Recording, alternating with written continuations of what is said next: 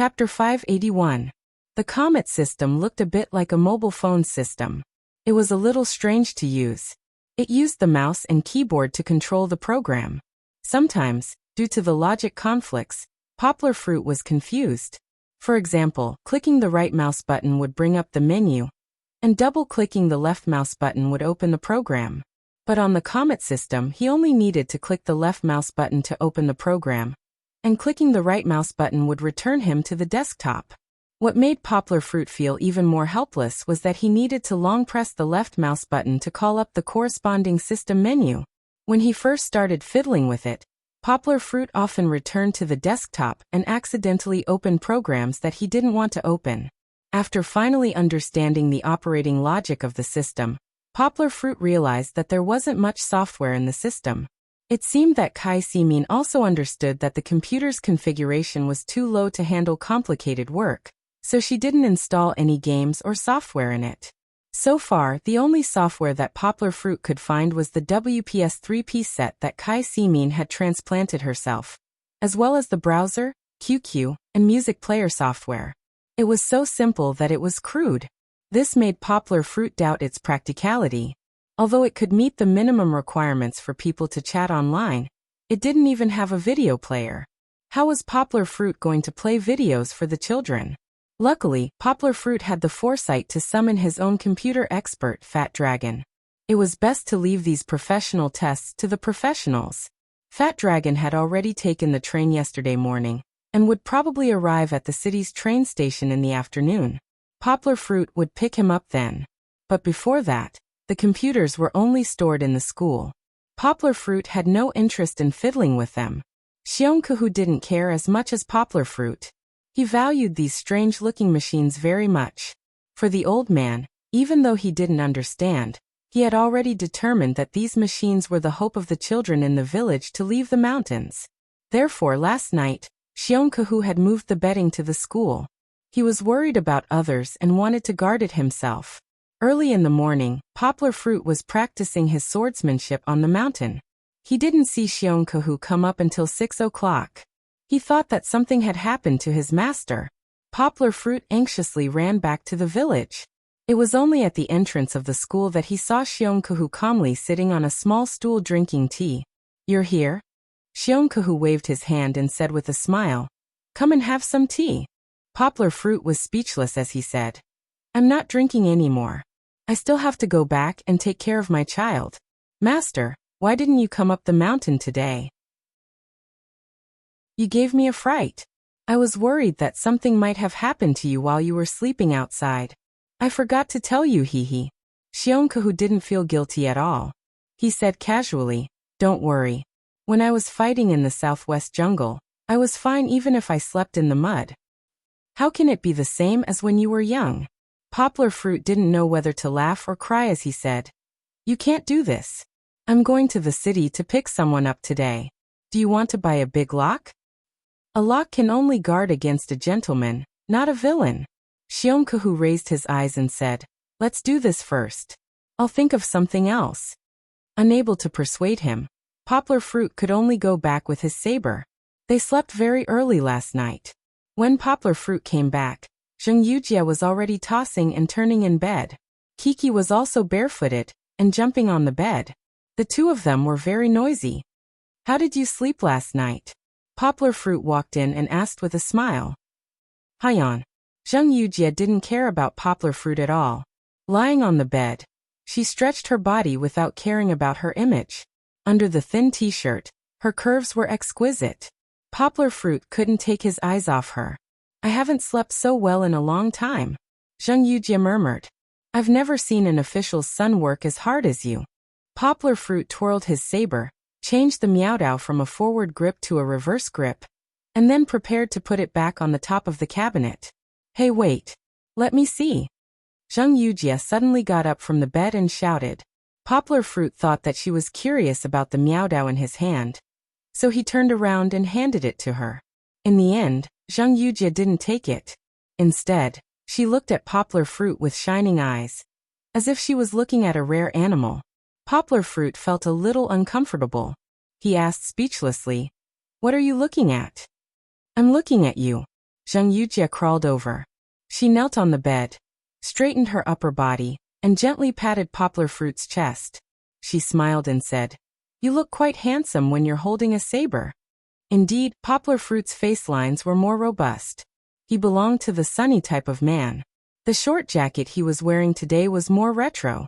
Coupled with the two miaodao, he looked like a hero in a period film. Although Zhang Yujie's words were bold and hot, she was still an inexperienced girl. She could feel the thick and elastic texture of his hand, which made her cheeks turn bright red. Poplar Fruit was startled by her. He jumped back and looked at her speechlessly. "Big sister, stop fooling around. There's a kid here." Zhang Yujie turned her head and looked at Kiki, who was looking at the two of them in confusion. She chuckled. She turned around and threw herself at Kiki. "By the way, didn't you say you prepared a birthday present for me?" Zhang Yujie suddenly remembered. Yesterday, she was so busy with the new computers that when she came back, she was so tired that she didn't remember such an important thing. Poplar Fruit scratched his head guiltily and said with a dry smile, "Isn't the birthday present given on the birthday?" "That won't do." Zhang Yujie stretched out her hand and said, "I want to check the goods first. If I'm not satisfied, you'll have to make another one." This proud look, no matter how long her hair was, couldn't change. Poplar Fruit had to take out his school bag and take the wooden carving. "You made it yourself?" Zhang Yujie was overjoyed. She took it and looked at the chubby little wooden carving with a smile. From the appearance, it was still far from a real handicraft. However, Poplar Fruit's affirmative answer made her smile so much that she couldn't close her mouth. "Papa made a little pig for Auntie." Kiki also came over from Zhang Yujie's arm. She pouted and said, "It's better than Kiki's." Little pig. If Kiki didn't say it, Zhang Yujie wouldn't have noticed that this chubby wooden carving really looked like a little fat pig. Zhang Yujie suddenly raised her head and said angrily, "Hey Poplar Fruit, what do you mean by this? You carved a pig for my birthday?" Poplar Fruit scratched his head and didn't dare to look into Zhang Yujie's eyes. He said with a dry smile, "Yes, aren't you born in the year of the pig?" "You're born in the year of the pig." Zhang Yujie suddenly jumped up. She jumped in front of Poplar Fruit and punched Poplar Fruit with her two pink fists. "I'm born in the year of the rabbit, okay? You didn't carve such a cute little rabbit, but you made a pig. Begging for monthly votes, begging for recommendations. Greater than over equal to asterisk." Chapter 582. The Land Rover drove on the bumpy mountain road, and still maintained a good sense of balance. Poplar Fruit secretly looked at the rearview mirror. Zhang Yujie didn't care about him at all. Instead, she was playing happily with Kiki in the back. In this regard, Poplar Fruit could only smile bitterly. Who asked me to provoke her? It was impossible for Poplar Fruit to remember Zhang Yujie's zodiac wrongly. At that time, what he said to Zhang Yujie in the house was just Poplar Fruit's sophistry. The actual situation was that Poplar Fruit really didn't know how to sculpt a little rabbit. After a few consecutive failures, Poplar Fruit found that the only thing he could sculpt was the little pig that Kiki mentioned. When he sculpted a dog, it looked like a pig. When he sculpted a rabbit, it also looked like a pig. There wasn't much time left. Poplar Fruit finally gave up and sculpted a pig directly. Needless to say, Poplar Fruit's final product was pretty good. At least this little pig was honest and cute. It looked decent. However, Zhang Yujie wasn't satisfied. She grabbed Poplar Fruit and asked him to sculpt a little rabbit for her. Even if it was her birthday, it didn't matter if he made it up in the future. Poplar Fruit had some complaints in his heart. It's okay to ask for too much. If you don't like the little pig, why did you take it back and hide it? This behavior was even worse than Kiki's. "Hey, Poplar Fruit, why didn't you mention your friend before?" Zhang Yujie came over and patted Poplar Fruit's shoulder. "Is it another beauty?" When Poplar Fruit came out to pick up Fat Dragon, he didn't want to bring Zhang Yujie because he wanted to give Fat Dragon a heads up. Since Fat Dragon had only seen Fang Bei, he was afraid that Fat Dragon would think too much and say something that would embarrass everyone. But Zhang Yujie insisted on following, and her reason was very good. "You can't leave me alone in this scary mountain." Poplar Fruit couldn't refuse. No. Poplar Fruit's head dropped a drop of cold sweat. He shook his head and said, "A big fatty is more like it. How can there be a beauty? Then why don't you dare to bring me? There must be a problem."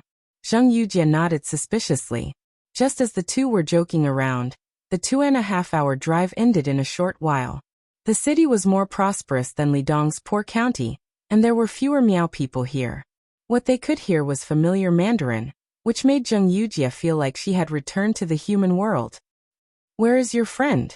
Zheng Yujie leaned on the car window and looked out with Kiki. In the end, it was difficult to find Fat Dragon's shadow in the crowd. "Kiki can't see Uncle Fat either," Kiki shouted. "No need to look for him, he's in the nibbling chicken opposite."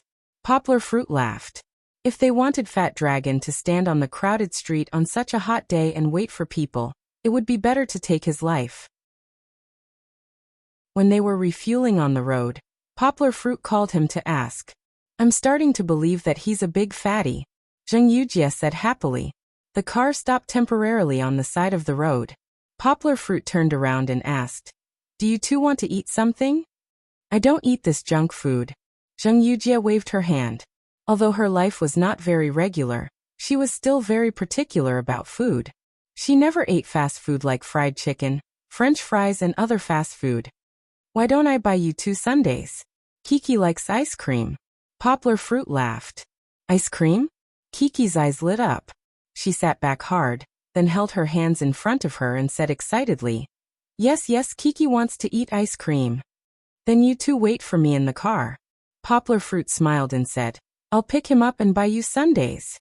After a while, the door of the nibbling chicken was pushed open again. Walking in front was a burly fat man.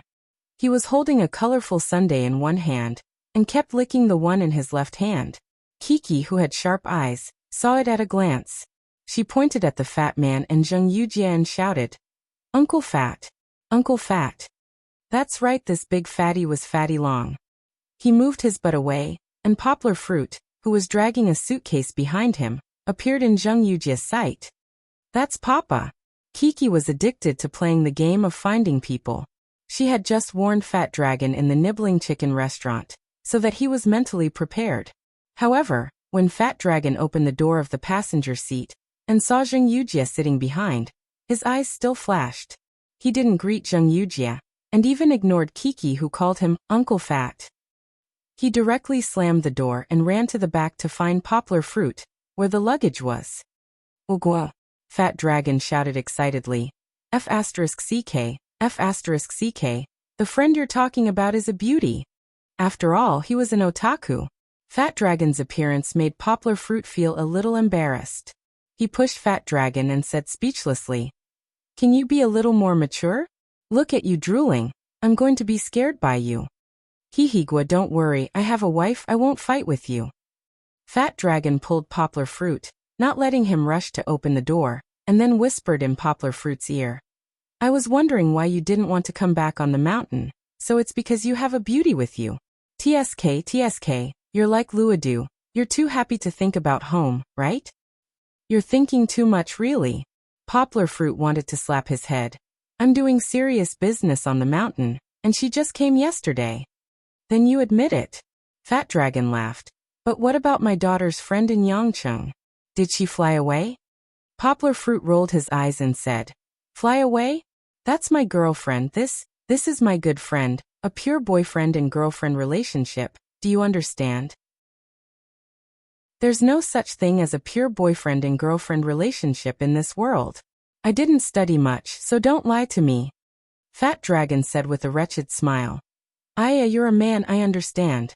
It doesn't matter how many boats you want to step on. Just hurry up and bring one back for our mom to see. Understand your sister. When did you become so close to my mom?" Poplar Fruit didn't know whether to laugh or cry as he pushed him away, opened the door, then turned around and said, "Are you getting in or not? If not, I'll leave you here." Fat Dragon then ran to the front passenger seat and got in. Just now, Fat Dragon suddenly closed the door. Zheng Yujie could see the two of them whispering in the car. She didn't need to guess to know that they were talking about her. After Poplar Fruit and them got in the car, Zheng Yujie asked generously, "You're the computer expert that Poplar Fruit was talking about, right?" "Hello, my name is Zheng Yujie." Hello. My name is Longo. Longo stuttered and blushed, even though he was having a good time under the car, when he really faced Zheng Yujie. Poplar Fruit interrupted. What's Long-O? You can just call him Fat Dragon. Begging for monthly votes, begging for recommendations. Greater than over equal to asterisk. Chapter 583. The trip took nearly 6 hours. Although they left after lunch, it was already dark when they returned to Lidong County. It's so late. Are we still going to climb the mountain? Zheng Yujie looked at the dim street lights outside, and her heart was in a mess. Whether it was in the city or in the suburbs, as long as there were people, it was brightly lit. It wasn't like Lidong County. In order to save on municipal expenses, the street lights were only turned on 1 or 2 blocks apart. Hoo-hoo, I can't climb. I'm so sleepy.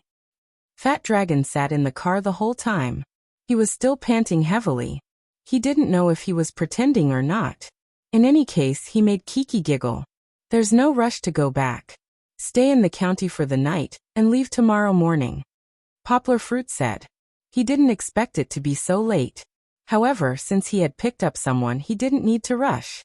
So he changed his mind halfway. He changed his route, and went to the county to find Meng Ping to stay the night. Poplar Fruit didn't go to the hotel. Instead, he drove to Meng Ping's house. It wasn't because the two had become close because of the incident at the Public Security Bureau. On the contrary, Meng Ping and Poplar Fruit were still indifferent. After that, they didn't talk on the phone. If it wasn't for Poplar Fruit suddenly wanting to know how Meng Ping was doing, he wouldn't have gone to look for trouble. Because he didn't tell him in advance, Poplar Fruit only called him when he arrived at Meng Ping's house. However, when he heard Meng Ping's muffled voice and seemed unhappy, Poplar Fruit really regretted it. He braced himself and waited downstairs. Poplar Fruit whispered to Fat Dragon and Zheng Yujie, so that they wouldn't be scared by Meng Ping's strange logic. Meng Ping was indeed in a bad mood. Seeing him come out from the shadow behind the door with a gloomy face, Kiki was so scared that she buried her head into Zheng Yujie's arms. A small ponytail stuck up between 2 proud peaks. Fat Dragon secretly swallowed twice. Since there were guests, no matter how unhappy Meng Ping was, he had to accompany them for a while. However, when Poplar Fruit mentioned his request, Meng Ping suddenly slammed the chair and exploded. Meng Ping's anger was not directed at Poplar Fruit. He scolded angrily. Don't mention this. I'm angry when you mention it. A bunch of mediocre people who will harm the country and the people. Poplar Fruit only understood what had happened after hearing Meng Ping's angry speech. Although Meng Ping wasn't optimistic about Poplar Fruit's long-distance education, his character was still very good. Since he agreed to help, he would remember it in his heart. The next day at work, Meng Ping spent the whole day researching and writing reports. In the end, just as he handed in his report, it was thrown back by the bureau chief in less than 2 minutes. Using the word thrown wasn't the right word. After all, he was a deputy bureau chief, not an ordinary staff member. However, the bureau chief's words to him weren't polite at all. He didn't even let Meng Ping sit. He directly pointed at Meng Ping's nose and scolded. If you have time, you should put more effort into your work. Don't think about taking advantage of others and don't mix with those dubious people. He scolded Meng Ping, but it didn't convince Meng Ping at all. If it was just that his report was rejected because it wasn't feasible, Meng Ping wouldn't have done that. However, the bureau chief didn't care about Meng Ping's report at all. The words that made Meng Ping very embarrassed were all indirect curses. All of the spearheads were pointed at him and Poplar Fruit, who had a conflict with Liang Huaxing, the second generation of the government official. That's right, the narrow-minded young Master Liang couldn't take it lying down. That night, he went behind his father's back and found the bureau chief of the Education Bureau to help him vent his anger. The bureau chief of the Education Bureau obviously wasn't as far-sighted as Lu Guoyang. He wanted to hug Liang Xingtao's thigh wholeheartedly. With such an opportunity, he naturally wanted to perform well. However, Meng Ping wasn't a soft egg that could be bullied by others. After he was scolded dizzily, he held his report and walked out of the office. The more he thought about it, the more he felt that something was wrong. After he figured it out, his anger suddenly rose. Before he could return to his office, Meng Ping grabbed the report, and rushed back to the bureau chief's office. One was the bureau chief who used his power to bully others, and the other was Meng Ping, who never knew what obeying a leader meant. One could imagine how intense the argument between Meng Ping and the bureau chief was. It wasn't an exaggeration to say that the sky and the earth were turned upside down. Although Meng Ping was a little stubborn, no one could resist the fact that he had read a lot of books. When Meng Ping scolded people, he quoted from the classics. He was even able to forcefully exaggerate a principle that everyone knew could not be obeyed. At that time, the bureau chief was so angry that his blood vessels were jumping. It wasn't known if he was afraid of losing face or if his blood pressure was really high. But the bureau chief slammed the door and left. He directly asked the driver to send him to the hospital. Meng Ping, who had caused a storm, didn't care at all and returned to his office. However, the bureau chief really couldn't do anything to him. That night, when he went to Deputy County Magistrate Liang to fire this unruly guy, Deputy County Magistrate Liang comforted him and told him not to fight with Meng Ping. He's a stubborn person. Why bother with him? Why bother with him? If it weren't for your precious son, would I need to be angry with him? After the bureau chief heard Deputy County Magistrate Liang's words, he almost went crazy again. However, he couldn't complain in front of Deputy County Magistrate Liang. Therefore, the next day, the bureau chief simply said that he was sick and didn't come to work. Meng Ping didn't know what happened behind the scenes, but after being provoked by the bureau chief, Meng Ping's fighting spirit was aroused. He thought in his heart, I can't harm those children because of my mistake. No, I have to get this done. Without anyone's support, Meng Ping decided to do it himself. He diligently searched for information and wrote more than 10 pages of new reports with pictures and text. He was prepared to find an opportunity to directly report to the city. If the city couldn't do it, he planned to submit the report to the province.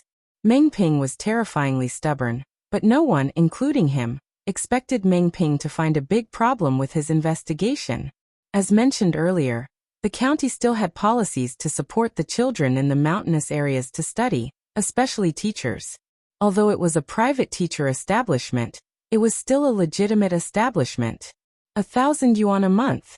When Meng Ping was searching for information, he inadvertently found out that although the two teachers in the mountainous areas hadn't been established, a salary of 2,000 yuan a month was still given out. How is this possible? Meng Ping was shocked. He hurriedly looked at the other 3 poor areas. Each area had 2 to 3 Hmong villages. Similarly, the county also had private teachers' establishment.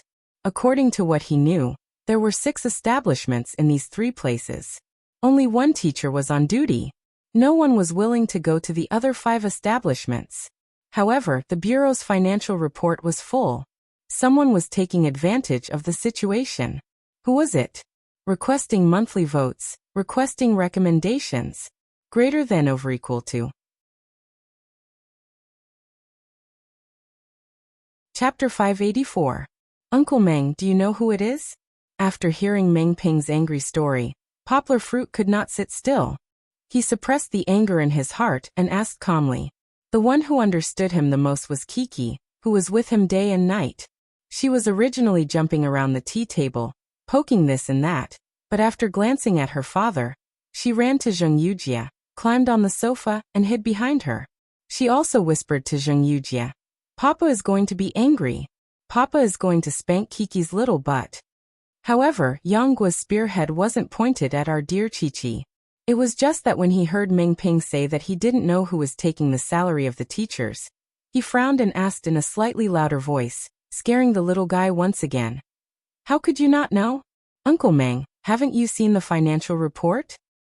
I only saw the list of expenses. Meng Ping explained. It turned out that in order to understand the financial support for education in the mountain area in detail, Meng Ping had asked for the list of expenses of the Ministry of Education's financial department over the years. The list only showed how much money was spent on which projects, such as the donation of books.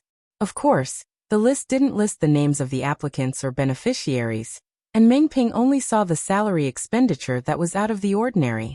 When he saw this, Meng Ping was about to get off work, and he who was in a mess did not have time to go to the financial department to find out who was taking the position and taking the salary. Because of this, the more Meng Ping thought about it after he came back, the more upset he felt. Until now, he was so depressed that he could not eat. If Poplar Fruit had not come, he would probably still be thinking about it. I will go to find out when I go to work tomorrow. Meng Ping gritted his teeth and said, if I find out that bastard is cheating the country's money, I will definitely not forgive him. Uncle Meng, you can't investigate. The one who spoke was Zhang Yujie. She had been sitting there without moving before, but when she opened her mouth, her words were shocking. Why? Meng Ping angrily looked at Zhang Yujie, as if he was treating her as an accomplice. His gaze was terrifying, as if he wanted to eat her. However, with Zhang Yujie's mental fortitude, how could she be frightened by a small deputy bureau chief in a remote village? Instead, she smiled lightly and said, I can't directly investigate. At least, I can't ask the people in your finance department. Zhang Yujie explained, to be able to get paid without being found out, there must be someone in the finance department helping with the accounts. If you ask directly, it will be exposed that you know the other party is getting paid without being found out. What are you afraid of? It is to let them know, to let the vermin of their country be afraid. Meng Ping straightened his chest and said in a clear voice, but you won't be able to find the results you want. Zhang Yujie knew that Meng Ping had a one-track mind because of Poplar Fruit's warning. She didn't care about Meng Ping's heroism at all. Poplar Fruit also advised, Uncle Meng, Yujie is right. If you ask them directly, not only will you not be able to find out what we want to know, but it will also arouse their vigilance. Think about it. The people who are involved in this matter must have a high position in the bureau, or they must have some connections. If you investigate, everyone will know. If they don't tell you and secretly destroy the evidence, then we will never be able to find out who stole the money, right? We also have to prevent them from doing anything desperate. Zhang Yujie had grown up in such a treacherous environment. She had seen a lot of things like this.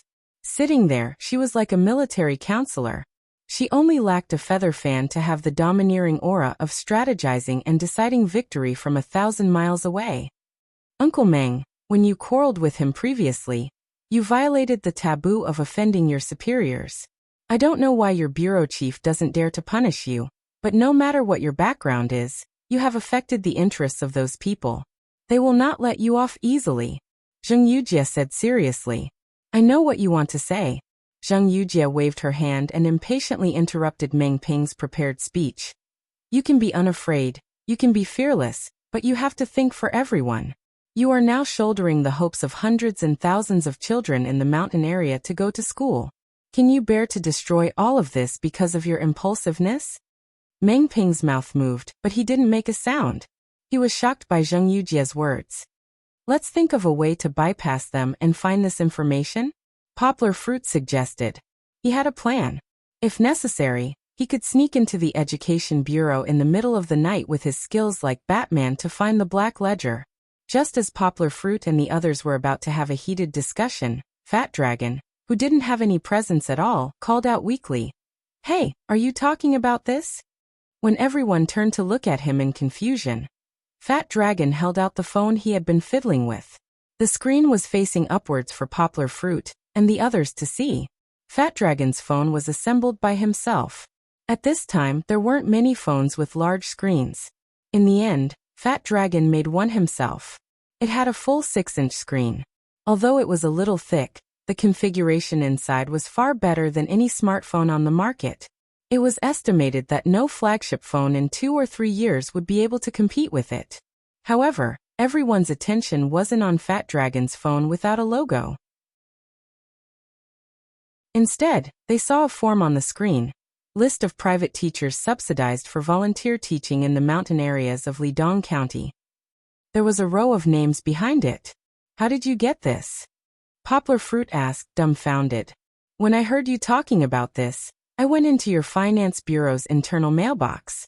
I looked for it and found it, Fat Dragon explained concisely. However, the process was far from as simple as he said. What did he mean by going into the internal mailbox? Fat Dragon didn't just hack into the finance bureau's internal system. He also cracked their mailbox password. Moreover, this series of actions had taken him less than 5 minutes. And he did it with a F***king phone. Zheng Yujie was also shocked by Fat Dragon's speed. She gave Fat Dragon a thumbs up and said, "I'm starting to believe that you are an expert. It should be this list. Fat Dragon is too awesome." Poplar Fruit excitedly patted Fat Dragon's hairy thigh. "Let me see the list." Meng Ping's attention wasn't on the process, but on the result. He reached out for the phone and clumsily swiped the screen to see the list of names. Du Zhongwang. Li Shigui. Meng Ping's eyes lit up and shouted, "I know Li Shigui. He is Li Dongshuan's nephew." Li Dongshan was the bureau chief that Meng Ping mentioned earlier. He was so angry that he didn't come to work. Looking for monthly votes, looking for recommendations. Greater than over equal to. Chapter 585. Rushing around the corner, Poplar Fruit let out a sigh of relief when he saw the scene in front of him. "Fortunately, I didn't lose out." Zheng Yujie told Poplar Fruit before that she practiced taekwondo, and it wasn't a lie. A man fell down in front of her, and there was a conspicuous shoe print on his chest. It was caused by Zheng Yujie's front kick, and the other party didn't completely dodge it. Of course, Zheng Yujie's kung fu was just to scare people. Poplar Fruit knew that with her strength, she could barely handle one-on-one. If she was surrounded by 5 men like now, she wouldn't be able to handle it. Fortunately, Poplar Fruit arrived in time. Just like how Zheng Yujie protected Kiki just now, Poplar Fruit hurriedly came up, reached out and grabbed Zheng Yujie's waist, and easily pulled her behind him. The aisle was narrow, and Poplar Fruit stood there like a man holding back 10,000 men. "It's you." The exclamation from the opposite side wasn't unfamiliar. Poplar Fruit didn't bother to comfort Zheng Yujie and Kiki. He turned around and said in a deep voice, "It's you." Poplar Fruit had seen these people before. Weren't they the BMW hooligan and his lackeys? In this small county, the only person who had crossed paths or conflicts with Poplar Fruit was Liang Huaxing, the BMW hooligan. Not only did Poplar Fruit know Liang Huaxing, but the people beside him were exactly the same as the one he saw that day. Zheng Yujie poked Poplar Fruit's waist from behind and asked curiously, "You know them?" "I know them. It's really a small world for enemies." Poplar Fruit's lips curled up slightly, and his smile was a little cold. If it was someone else, Poplar Fruit would probably ask Zheng Yujie what happened. But Liang Huaxing? Hee. What else could this lecherous hooligan do besides groping women? Seeing Poplar Fruit, Liang Huaxing felt both depressed and happy. What was depressing was that every time he saw Poplar Fruit, it was always the same opening. He would flirt with a beautiful woman, and in the end, one of his men would be defeated. What's more, the beauty he had his eyes on this time was also a troublemaker. Her long legs that could make people lose their minds were full of vigor and power. For a moment, it even scared the men on his side. What made Liang Huaxing even more depressed was that all the rare beauties in Lidong were related to his sworn enemy, Poplar Fruit. Why didn't his father, the county mayor, have such beautiful encounters? His joy was because he couldn't find the Poplar Fruit no matter how hard he tried. In the end, the Poplar Fruit delivered itself to his doorstep. When he heard from Bureau Chief Liu that Poplar Fruit didn't have any background, he regretted not keeping the Poplar Fruit. These days, as long as he thought about the grievances and humiliation that Poplar Fruit had brought to him, he couldn't eat. Just because Liang Xingtao was in Lidong County with one hand, his son couldn't find anyone he wanted. Poplar Fruit wasn't a local, and if there was no news of the Poplar Fruit's car in the county, Liang Huaxing would be at a loss. He thought that Poplar Fruit had slipped back to Guangdong province, and there was no hope for revenge. Hee. There's a way to heaven, but you don't want to take it. There's no door to hell, but you just have to come. Liang Huaxing said in a genteel manner, and said proudly, "Do you know how many days I've been looking for you?" Poplar Fruit had a very bad impression of this BMW hooligan. He said coldly, "You can't change your bad habits. Haven't you been beaten enough? I'll beat you up, mother****. Liang Huaxing felt very embarrassed. He threw the baseball cap on his head.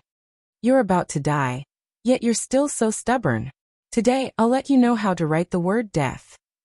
Not only did he throw the cap, but he also kicked it fiercely. The baseball cap flew toward Poplar Fruit like a shuttle. However, it was a little inaccurate.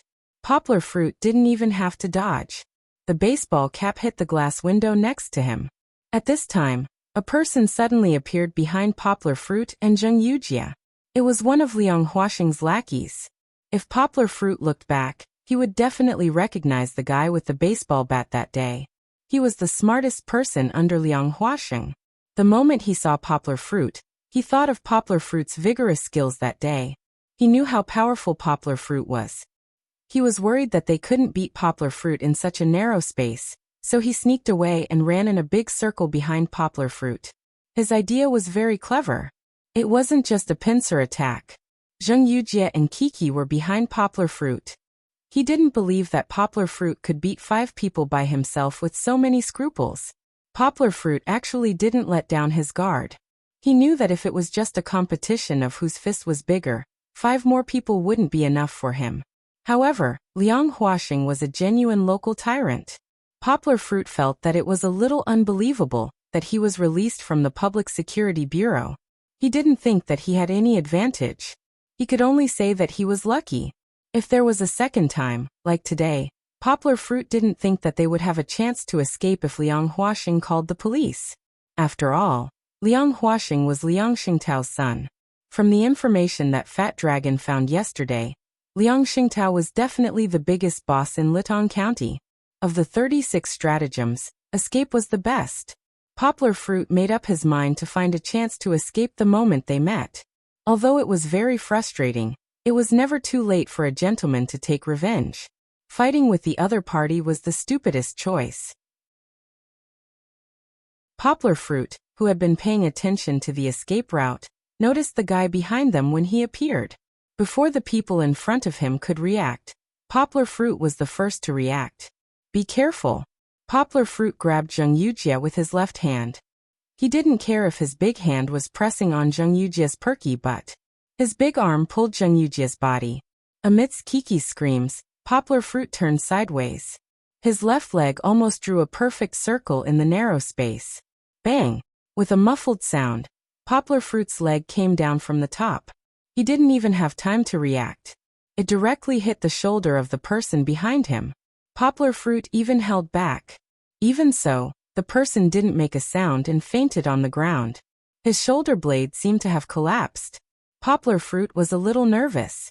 He seemed to have gone too far this time. At this time, Poplar Fruit couldn't help but regret. After dealing with the people behind him, the people in front of him screamed and rushed up. Although their teammates had been cleanly dealt with by Yang Guo, their master's clamor made them charge forward, dauntlessly wave their brooms and stools, as if they had been injected with chicken blood. Beat them to death. Don't misunderstand. This wasn't Liang Huaxing's words. Poplar Fruit didn't know whether to laugh or cry when he heard the fearless Zheng Yujie shout. Looking at her excited face, people who didn't know her would think that she was playing arcade games. However, this wasn't a game. This was a real-life fight. Poplar Fruit made up his mind. In order to protect the woman and child behind him, he couldn't care less. Begging for monthly votes, begging for recommendations. Greater than over equal to.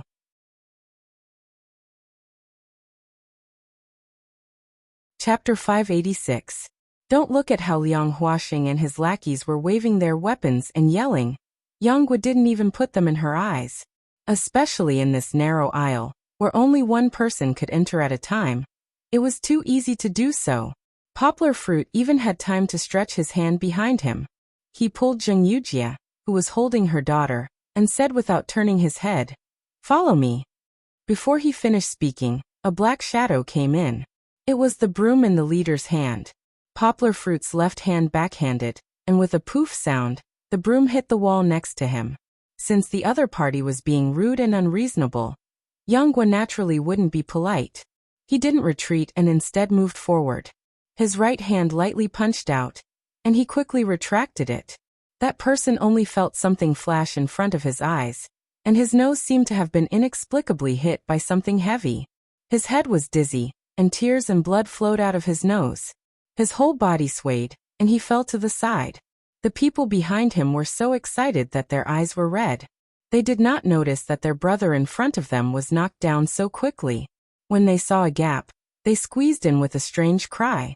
Before the person arrived, the sound came first. A red plastic stool smashed in front of Yanghua.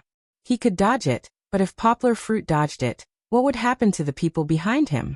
Zheng Yujie obediently followed him closely, and Kiki was hiding behind her father because she was scared. In a flash, Poplar Fruit made a decision. He raised his right hand and blocked in front of his head.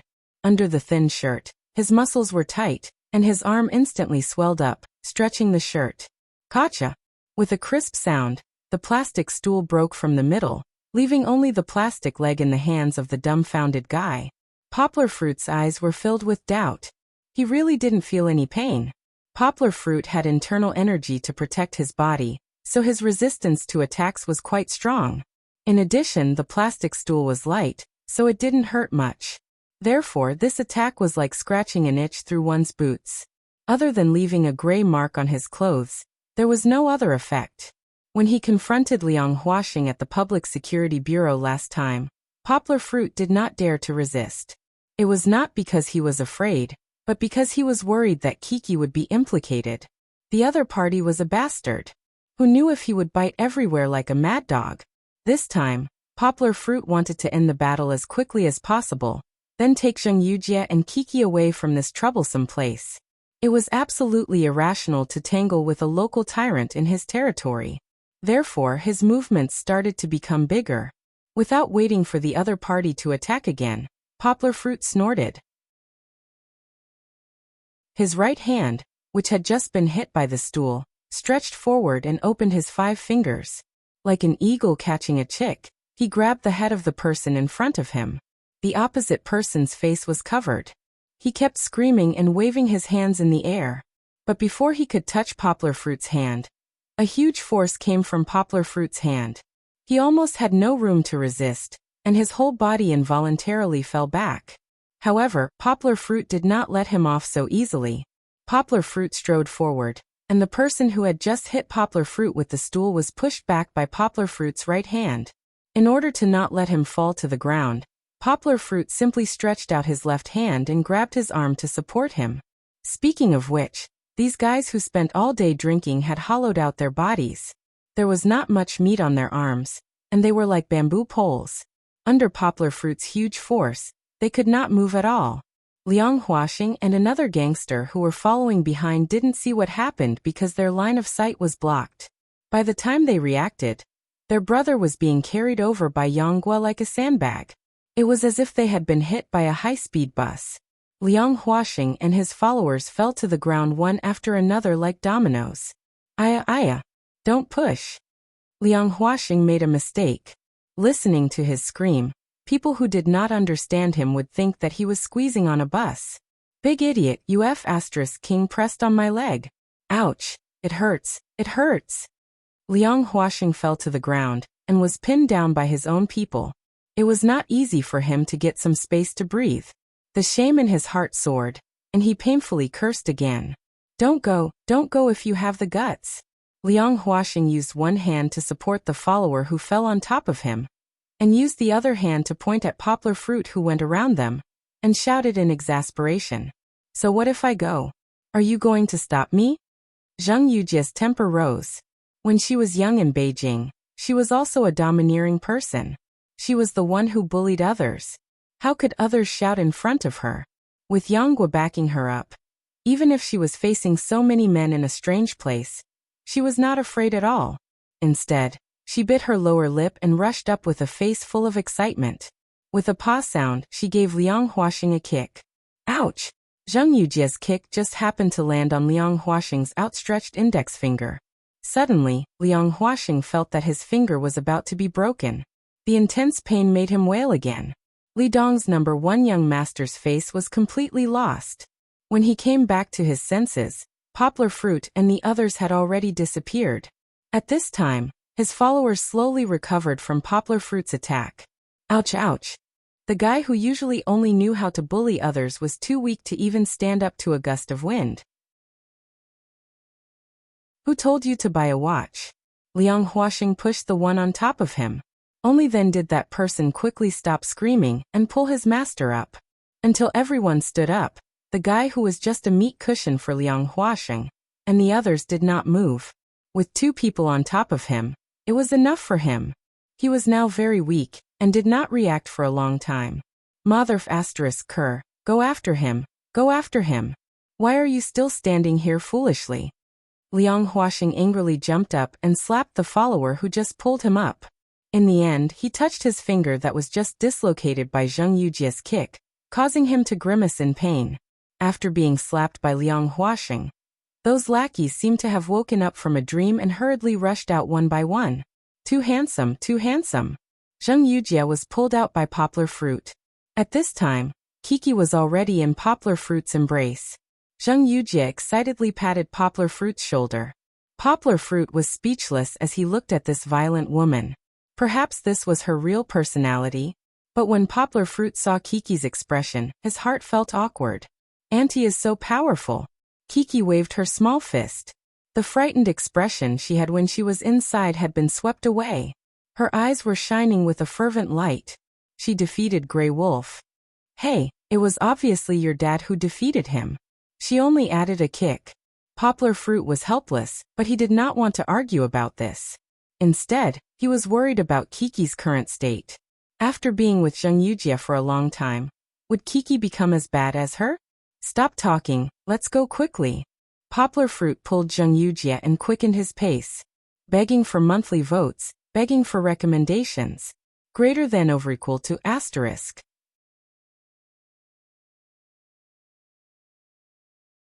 Chapter 587. Thump thump thump. Zheng Yujie felt that her heart was about to jump out of her chest. She was not afraid, but she was too excited. Poplar Fruit was running with her. The warm touch on her palm told Zheng Yujie that all of this was real. However, countless classic scenes from movies still popped up in her mind. The most exciting one was the 3rd movie that was released last year, where Sam was running with Callie in the ruins of a city destroyed by aliens. If the surrounding shop owners knew that Zheng Yujie had silently imagined the shop that they relied on to make a living as a ruin with black smoke curling up, would they have a feeling of wanting to die? Poplar Fruit ran with Zheng Yujie to the place where the car was parked. He inadvertently looked back, and his eyes swept past Zheng Yujie's obsessed eyes and fell on the corner, where they had just escaped. There was a commotion. A cardboard box on the ground was kicked away, and several figures emerged from it. It was Liang Huaxing's followers. Ouch! Only a crashing sound could be heard. The person in the lead couldn't stop his feet, and accidentally bumped into a shelf. The goods on the shelf fell to the ground. Curses, complaints, and urging sounds could be heard for a while. It was a group of motley crew after all. Poplar Fruit ridiculed them in his heart, but he dared not let his guard down. He pulled Zheng Yujie and ran all the way. In the blink of an eye, they were more than 100 meters away from those guys. And this was with Zheng Yujie slightly holding them back. What the F***ck are you talking about? Liang Huaxing scolded and pushed his followers who were quarreling with the shop owners. He shouted, "Go after them. Are you stupid?" He also glared at the indomitable shop owners and scolded, "Just you wait. If they run away, I'll ask my dad to arrest all of you." At this time, Poplar Fruit and the others had rushed to their Land Rover. "Give me Kiki, give me Kiki." Zheng Yujie's mind was still relatively clear. She grabbed Poplar Fruit, who was about to run to the driver's seat with Kiki in his arms. "What's wrong? What happened?" Fat Dragon was sleeping in the front passenger seat. When he saw Poplar Fruit hurriedly open the door and get in the car, he asked curiously.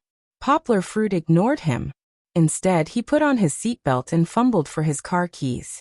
Zheng Yujie also got into the car with Kiki in her arms. She slammed the door shut, then came up from the back seat, patted Fat Dragon on the shoulder, and said, "Don't ask. Hurry up and put on your seatbelt. We're leaving." "You put on your seatbelt too." Poplar Fruit took the time to turn his head and look at Zheng Yujie. He said loudly, "Let's go, let's go." In Fat Dragon's puzzled eyes, Poplar Fruit started the Land Rover and slowly drove out of the parking space. At this time, the 4 people just jumped out of the shopping mall in embarrassment. They looked around. Liang Huaxing had the worst temper. He kicked a small stone and shouted, "Where are they? Where did the people from Masquerade go?" "Boss! Boss!" The smartest follower's eyes lit up. He pointed at Poplar Fruit's car and shouted, "Look at that car! That Land Rover!" Liang Huaxing looked over subconsciously. He was confused for a while. Suddenly his eyes lit up and he shouted, "Damn you! Car their car! Motherf asterisk cur, go after them, no block them." Seeing that Poplar Fruit's car was about to reach the road, Liang Huaxing angrily pushed his followers. But his followers looked at each other and didn't dare to go up. Using his mortal body, flesh and blood, to block such a huge Land Rover? "Boss, are you king kidding me?" Although it was possible that Poplar Fruit didn't dare to hit someone to death, it couldn't be ruled out. The Land Rover's steel behemoth-like body gave people a lot of pressure just by looking at it. "Boss, let's quickly chase after them." That follower was still smart.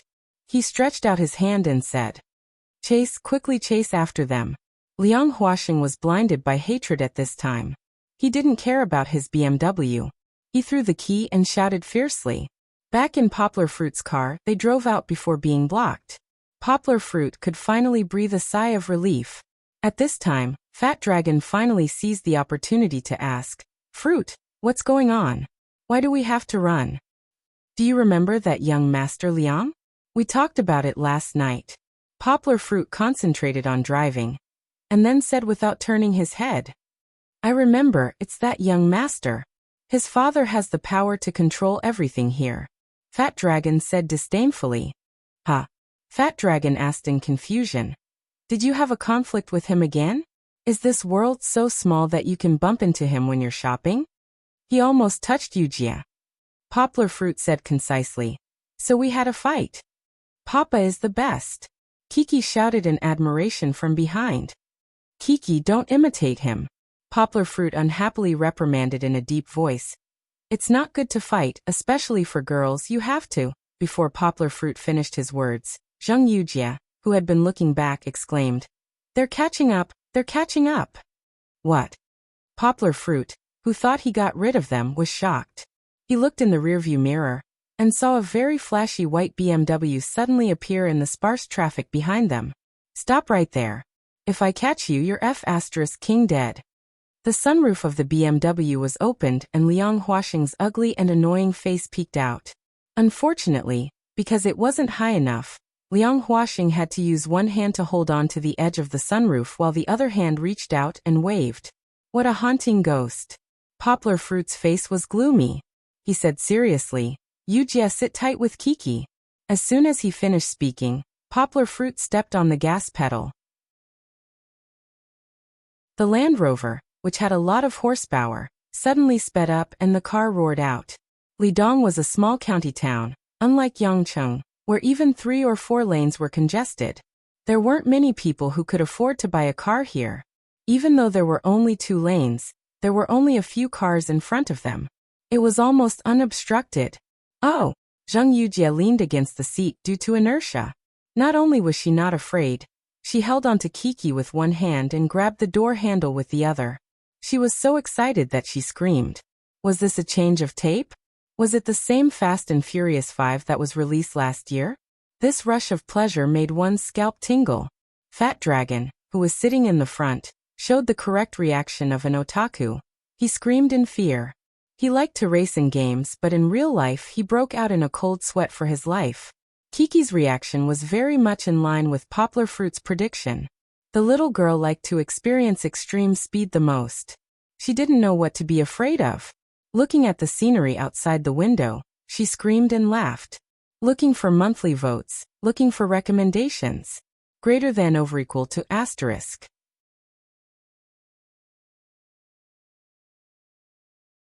Chapter 588. Old man, did you see a car drive by? Liang Huaxing rubbed his nose and stepped on the armrest of Xiong Duxiu's recliner as he lowered his head and asked casually. It's a very big car. It's a Land Rover. When it drives, the sound is like thunder. The clever rascal quickly added. Damn it. Liang Huaxing slapped him on the neck, causing him to stumble forward as he shouted in dissatisfaction. Why are you interrupting? Do you think I don't know? Liang Huaxing was still proudly teaching his follower a lesson. His foot was still on Xiong Duxiu's recliner. Bang! The sound of a palm hitting the table suddenly came from inside the store. Where did this Han come from? How dare you be so presumptuous here? The voice was very deep, causing Liang Huaxing's eardrums to buzz. What followed was the rustling sound of chairs being dragged, and the clanging sound of ironware colliding. Liang Huaxing was confused. He turned his head to look at the entrance of the store, and saw the curtain at the door being pulled open. 3 men with biceps as thick as Liang Huaxing's thigh walked out in a single file, carrying large sabers. This group of hedonistic hooligans who were used to riding roughshod over others had never seen such a scene other than in movies. The muscles on the 3 Miao people who were wearing headscarves were obviously not to be trifled with.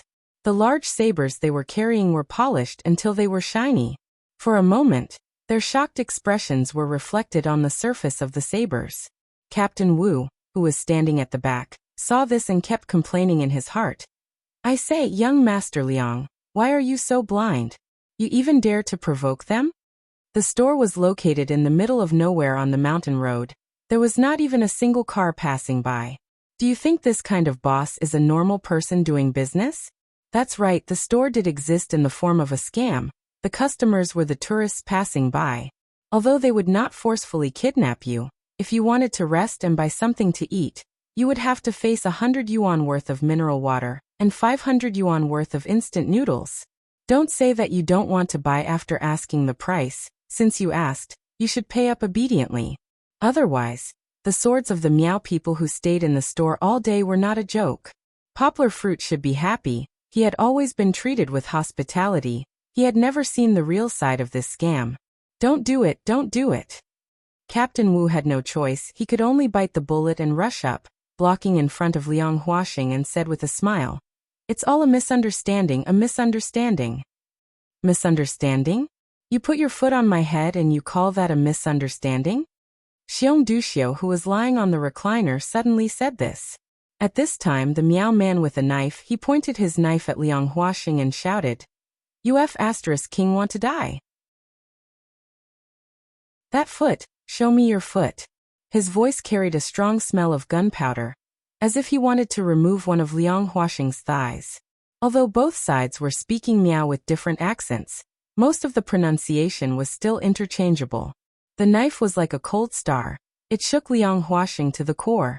He grabbed Captain Wu, who was blocking in front of him, as if he was using Captain Wu as a shield, but he was still scared and kept retreating. Captain Wu, gun. Liang Huaxing's trembling voice sprayed all over Captain Wu's face. Captain Wu was cursing in his heart. Ker. Even if you want to die, don't drag me down with you. However, Captain Wu did not have any thoughts about the gun Liang Huaxing mentioned. Even if he was the captain of the Public Security Bureau's traffic brigade, he could not casually carry a strictly controlled gun with him. Coming out to support young Master Liang was a private matter. If he used a gun because of private matters, no one would be able to save him. Not to mention that he did not bring a gun when he left today. Even if Captain Wu brought a gun, he would not dare to use it. The Miao people were very vengeful. If he killed or injured any of them, he would not be able to leave this mountain today. No gun, no gun. Captain Wu waved his hand and said with a bitter smile, Young Master Liang, I think we should. Hearing about guns, the Miao people with knives paused. It was not that they were afraid of these guys in tiger skin. It was just that no one wanted to be wrongly killed by a gun without eyes. But no gun? Hee. The Miao people were no longer afraid at this moment. They approached step by step, while Liang Huaxing and the rest were scared and retreated step by step. The Miao people, including Xiong Jijiu who rushed over, were only 4 people, while Liang Huaxing and the rest were almost 3 times their number. Even so, Liang Huaxing and the rest did not dare to move. Of course, there were only a few people in front. The police who followed behind did not have the prestige of a police officer at all. They all stayed far away and almost hid back in the car. Wait. Finally, Liang Huaxing, who felt superior in his heart, suddenly summoned the courage to call out, Do you know who my father is? Liang Huaxing did not notice that they were all looking at him like he was an idiot. He said proudly, Let me tell you, my father is Liang Shengtao, the county magistrate who is in charge of you. Do you know that? If you don't put down your knives, I'll call someone to arrest all of you in minutes. Captain Wu wanted to cry but had no tears. He wailed in his heart. My young master, you're still showing off here? Do you think others will be afraid of you? If they can arrest us, do you think we're just standing here for decoration? Get out. Although Xiong Jijie was the youngest of the 4 strong men, he stood in front with his knife, looked at Liang Huaxing coldly, and spat out a word. Liang Huaxing felt so wrong today that he wanted to die. He was beaten for flirting with a beauty, he could not beat poplar fruit in a fight, he could not even touch the exhaust of a car when he was chasing someone. And then he was chased out of this small shop that looked easy to bully with a knife. What was going on today? Why was he always so unlucky? Hey, can you be reasonable? Liang Huaxing's face turned red as he stammered. I only asked one question. Do you have to be so aggressive? Oh my God. It was always him who bullied others, but today Liang Huaxing actually complained about being wronged. The followers next to him all looked at Liang Huaxing, who was like a wronged little wife, with a stunned face. They saw him sniffle, and his eyes were a little red as he cried. Who are you? What enmity do I have with you? It's fine if you don't want to say it, but you still want to bully people? Let's go, let's go. Liang Huaxing pretended to be disdainful and shouted. Only ghosts want to waste time in this damn place. Captain Wu, do you know the way? Let's go to that damn Xiong village. Damn it, I think that kid must have run there. Begging for monthly votes, begging for recommendations, greater than over equal to asterisk.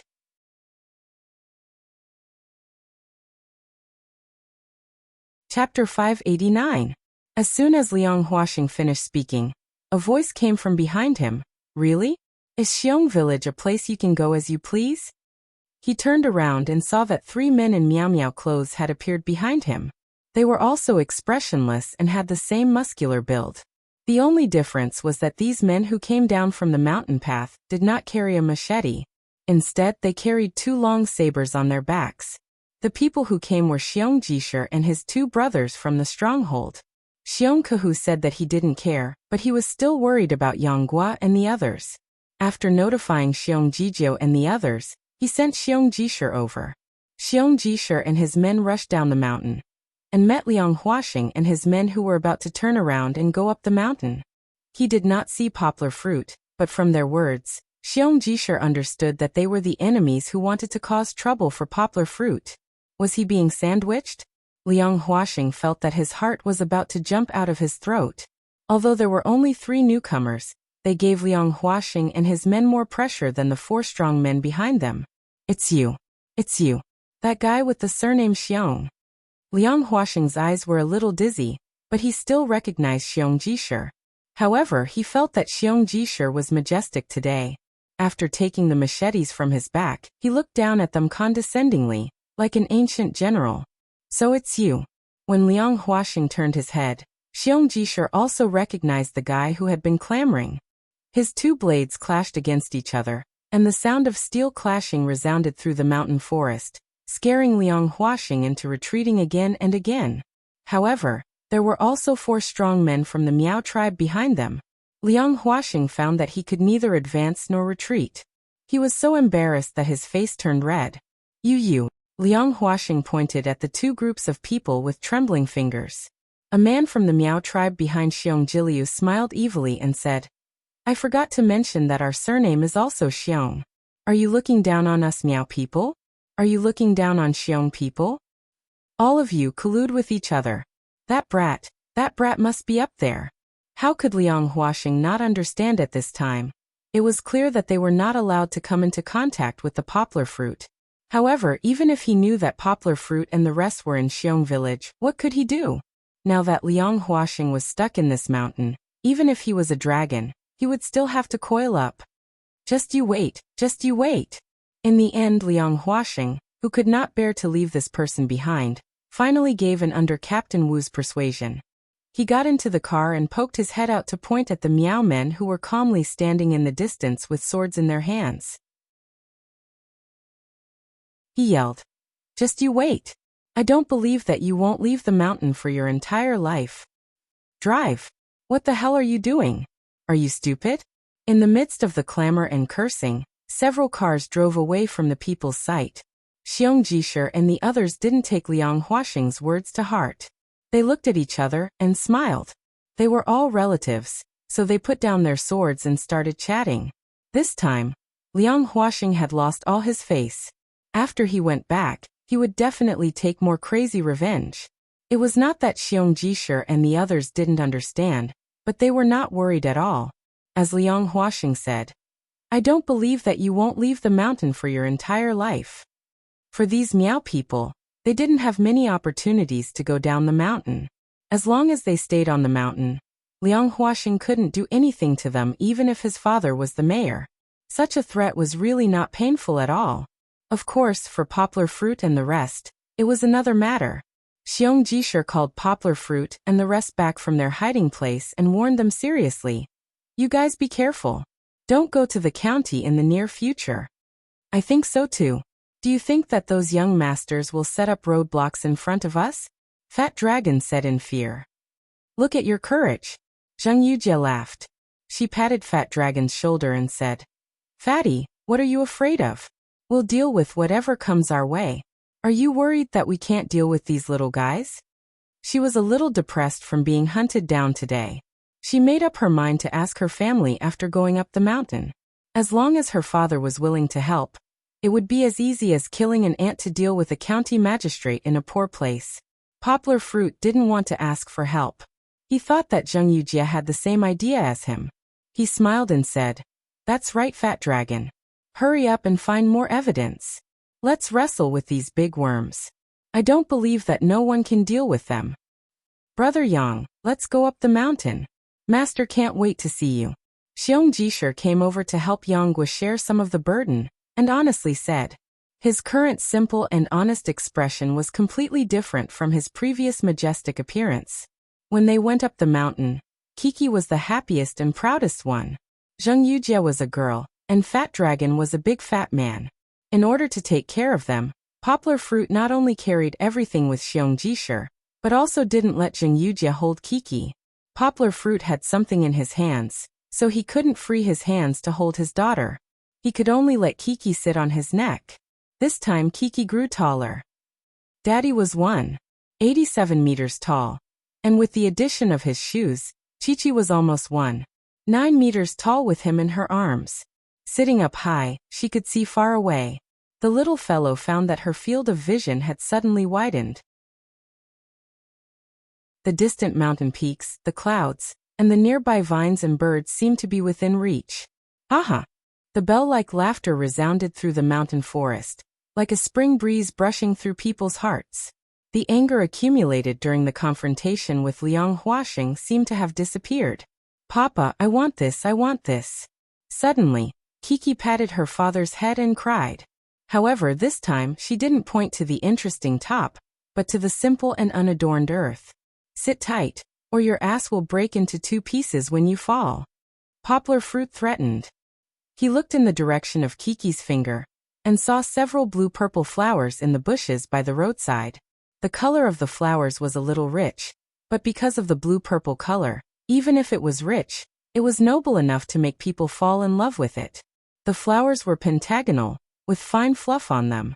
The cream-white stamen in the middle was more like a 5-pointed star. Its cream-white color was in sharp contrast with the thick purple petals. "This is Platycodon." Xiong Jisher walked up, squatted down, picked one flower and gave it to Kiki, and then explained with a smile. Because it was Miao language, Poplar Fruit asked a few more questions before he understood the word Platycodon. Platycodon. Zheng Yujie listened to Poplar Fruit's translation and cried with her eyes shining. "Not that one." Poplar Fruit understood that Zheng Yujie thought of the Platycodon in Inuyasha at a glance. However, it seemed that they had the same effect in different ways. The gentle, beautiful, and often melancholy, which was also wearing a plain white blouse with a dazzling red kimono skirt. Her gentleness and kindness, her intelligence and calmness, her strength and melancholy were the most heart-wrenching scenery in that anime. Looking for monthly votes, looking for recommendations. Greater than over equal to.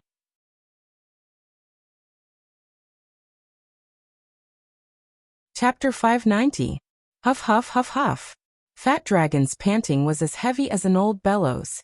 His breath with bad breath constantly sprayed onto Poplar Fruit's face. Poplar Fruit really wanted to slap him down the mountain. Climbing a mountain was no different from a mountain of knives and a sea of fire for a fat man. Fat Dragon could not even walk for 10 minutes. Later on, he had to stop and rest, which made Poplar Fruit and the rest unable to walk the distance that would normally take them 5 minutes after 20 minutes. Looking at the situation, they would not be able to reach Xiong village even if they walked until nightfall. Poplar Fruit could only pass Kiki to Zheng Yujie while he carried Fat Dragon on his back. He carried him. That's right, Poplar Fruit actually ignored everyone's objections and carried Fat Dragon, who was definitely over 100 kilograms. When Poplar Fruit straightened up, his shoes were almost sunk into the mud. Fat Dragon's waist was almost twice as thick as Poplar Fruit's. Everyone was scared out of their wits. They were all sweating for Poplar Fruit, worried that Fat Dragon would crush the skinny Poplar Fruit. Over 100 kilograms, was it very heavy? For Poplar Fruit, it was not considered easy, but it was not unbearable either. When Fat Dragon first climbed up, he was still a little unaccustomed to standing, but after he got used to it, he felt that he still had some strength left. Let's go! Poplar Fruit turned his head and greeted the people who were staring at him in a daze with a smile. Is it really that incredible? Look at your jaws, they're about to fall off. Zheng Yujie came up with an intoxicated look on her face. She reached out and pinched Poplar Fruit's strong triceps. She said exaggeratedly, "TSK, Poplar Fruit, I didn't expect you to be so muscular despite being so skinny." Although he knew that Zheng Yujie's expression was fake, Poplar Fruit still felt very uncomfortable when she touched him in front of so many people. He quickly carried Fat Dragon and strode forward as if the 100-kilogram fat man was nothing more than a school bag on his back. It was not easy to get back to Xiong village. Fat Dragon had been lying on Poplar Fruit's back the whole time. Although it was a little bumpy, he had enough rest and became the most energetic after getting down. Of course, other than the pervert Poplar Fruit. It's just like a movie. All that's missing is the bandits. Fat Dragon walked around the wooden gate twice and said excitedly, "If it were me, I would definitely arrange a team of archers here. It's high and low, easy to defend and hard to attack." "Do you think you're playing Age of Empires?" Poplar Fruit laughed. "If I knew that you had enough rest, I would have let you climb up on your own after crossing the suspension bridge." "Don't Fruit, it's not like you don't know that I'm weak." Fat Dragon hurried over and said flatteringly. Even Zheng Yujie had a vomiting reaction when she heard such words from that figure. Poplar Fruit was a frequent visitor. Along the way, many Miao women greeted him. Today, the children were quite well behaved. They did not swarm over like last time. They just followed Poplar Fruit from a distance. They pointed at Fat Dragon and were a little scared and curious.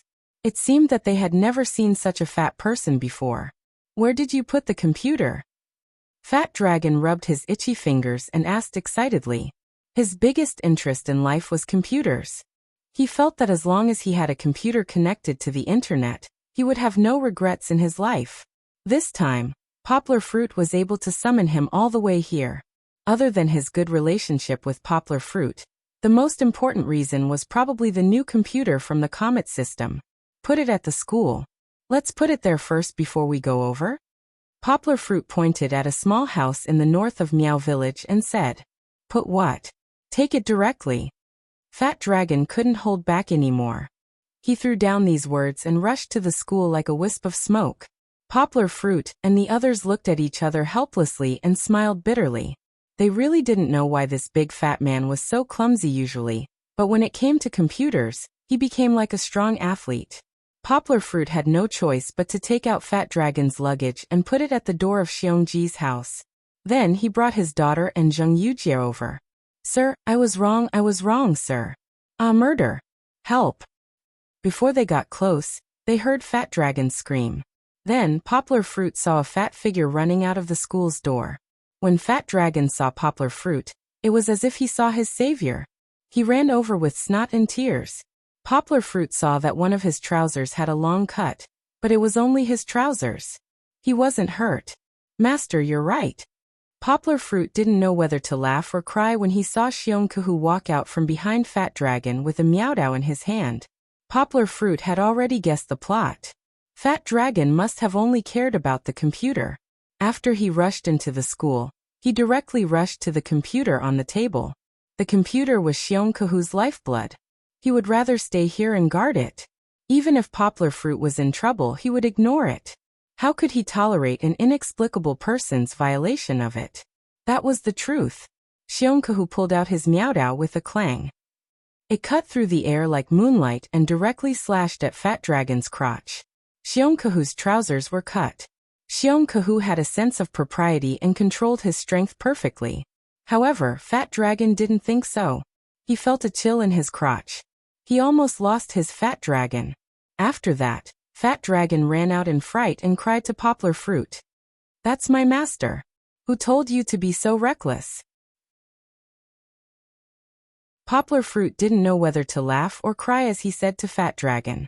Then he explained to him and Xiongkahu. Him. Xiongkahu snorted. He didn't put away the Meowdow in his hand. He intentionally pointed at Fat Dragon, making Fat Dragon's eyelids twitch. One look and I can tell that he's a lazy person. Poplar Fruit, don't try to trick me with this. Would an expert be like this? Hey old man, you have to be responsible for what you say. Fat Dragon jumped out in dissatisfaction. When it came to his proudest computer skills, he even forgot about the experience of being scared out of his wits. He faced Xiongkahu's Meowdow head-on. What do you mean I'm not an expert? Then why don't you find one for me to see? Let's see who's better. Both of you stop arguing. Poplar Fruit quickly mediated between the two. Master, you don't understand computers. There are many experts like him. They stay at home every day.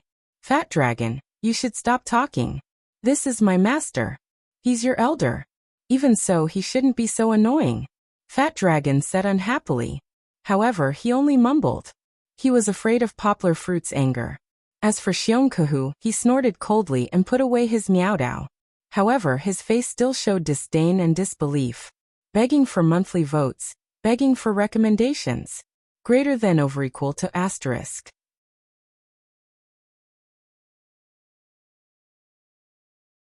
Chapter 591. Crackle, crackle, crackle. Xiongkahu stood to the side, blocking Poplar Fruit behind him. He looked at Fat Dragon with a pained expression. To be exact, he was looking at his thick fingers frantically typing on the keyboard. It was as if he was looking at a delicate flower being bitten by a dog. He had the urge to chop this bastard up with a knife. Fat Dragon did not sense the danger at all. His eyes were shining, and he was typing codes that no one could understand in the command prompt. He said without raising his head, "Fruit, where did you find this computer? There is actually such a talent in the country." His idea of opening up a new path is very innovative in the eyes of the whole world. How is it? Poplar Fruit asked curiously. Can this computer be used? Why can't it be used? After Fat Dragon finished typing the code, he habitually pressed the enter key with his middle finger.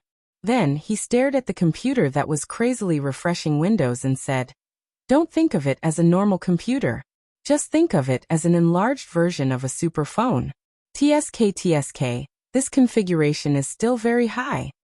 Of course, it is not without shortcomings." Fat Dragon clicked his mouse twice and continued to ramble on. This guy is called Kybird Rookie? He even left his name in the system. This is not a good habit for a hacker. I digress. He has the ability, but compared to Fat Dragon, there is still a big gap. Anyway, I think this system has a lot of loopholes. The functions are too simple and crude. It needs to be improved. Fat Dragon's words were somewhat unconstrained. He said this and that, which made Poplar Fruit confused. Not to mention Kiki, who was bored from the beginning. Aya. Papa, Kiki wants to go out and play. Kiki forcefully pulled Poplar Fruit's hand, stomped her feet and shouted angrily, "Papa!" The sweet voice made Poplar Fruit temporarily shift his attention to her. Go, you have to be careful. Don't go to the mountains with your brothers and sisters to play. Don't dirty your clothes, do you understand?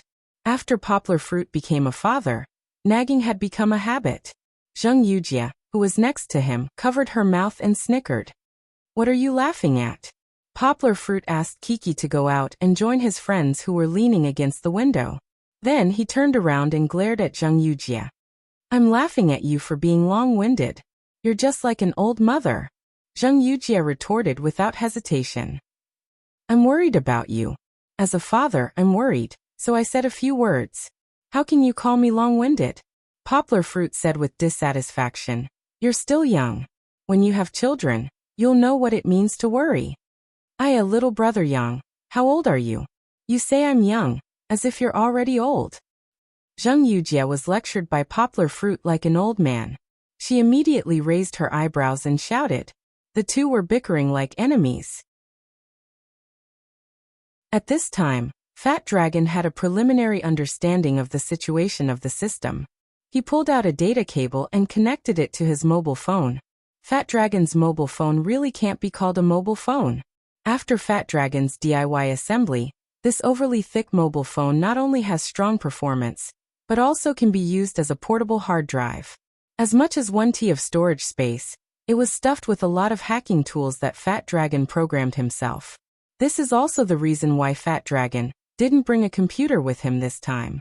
Xiongkahu looked at Fat Dragon with a puzzled face as he used a rope to tie a brick to the computer. He couldn't hold it in anymore. His big hand pressed on Fat Dragon's mobile phone. He looked at Fat Dragon with a vigilant face and asked, Little Fatty, what are you doing? AI. Sir, can you not interfere with my work? Fat Dragon hugged his head and cried out. What am I doing? Of course I'm programming. I don't blame you if you don't understand, but why do you keep interrupting me?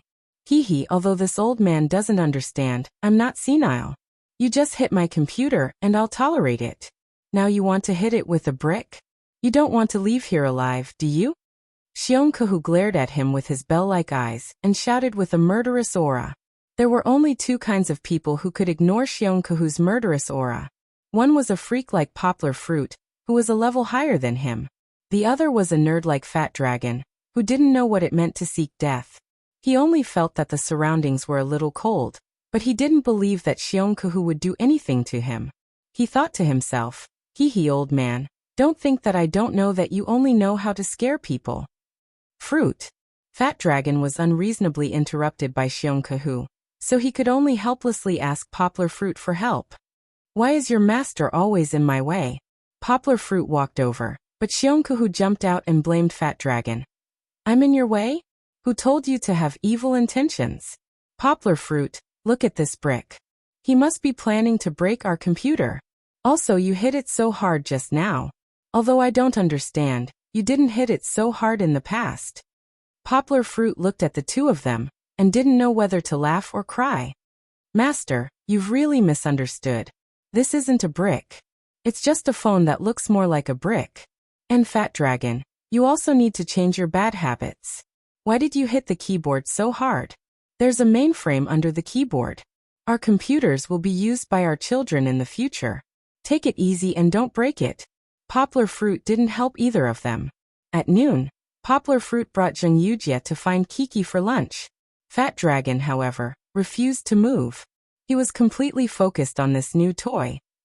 Not only that, but he was also confused about the outside world. Poplar Fruit called him a few times, but this guy actually took out a wrinkled 50 yuan note from his pocket and handed it to Poplar Fruit. Fruit, I don't want to eat anymore. Help me buy an M&A, I want a Big Mac. Yes, a set meal. M&A your A*S.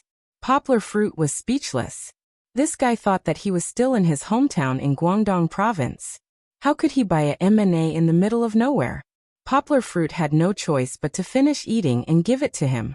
Xiongkahu, who didn't want to give up, also brought food over. When they returned, Poplar Fruit found that Fat Dragon had left the computer and was sitting cross-legged without caring if the floor was clean or not. Beside him was a pile of strange equipment bought from the county. What are you doing? Zheng Yujie curiously pulled open a plastic bag to take a look. Don't move. Fat Dragon shouted. Don't lose the parts. His voice was filled with dissatisfaction and almost scared Zheng Yujie. TSK, I won't move then. Zheng Yujie threw down the bag in disdain. She also saw that there were a bunch of wires and screws inside. This made her completely lose interest. Begging for monthly votes, begging for recommendations. Greater than over equal to.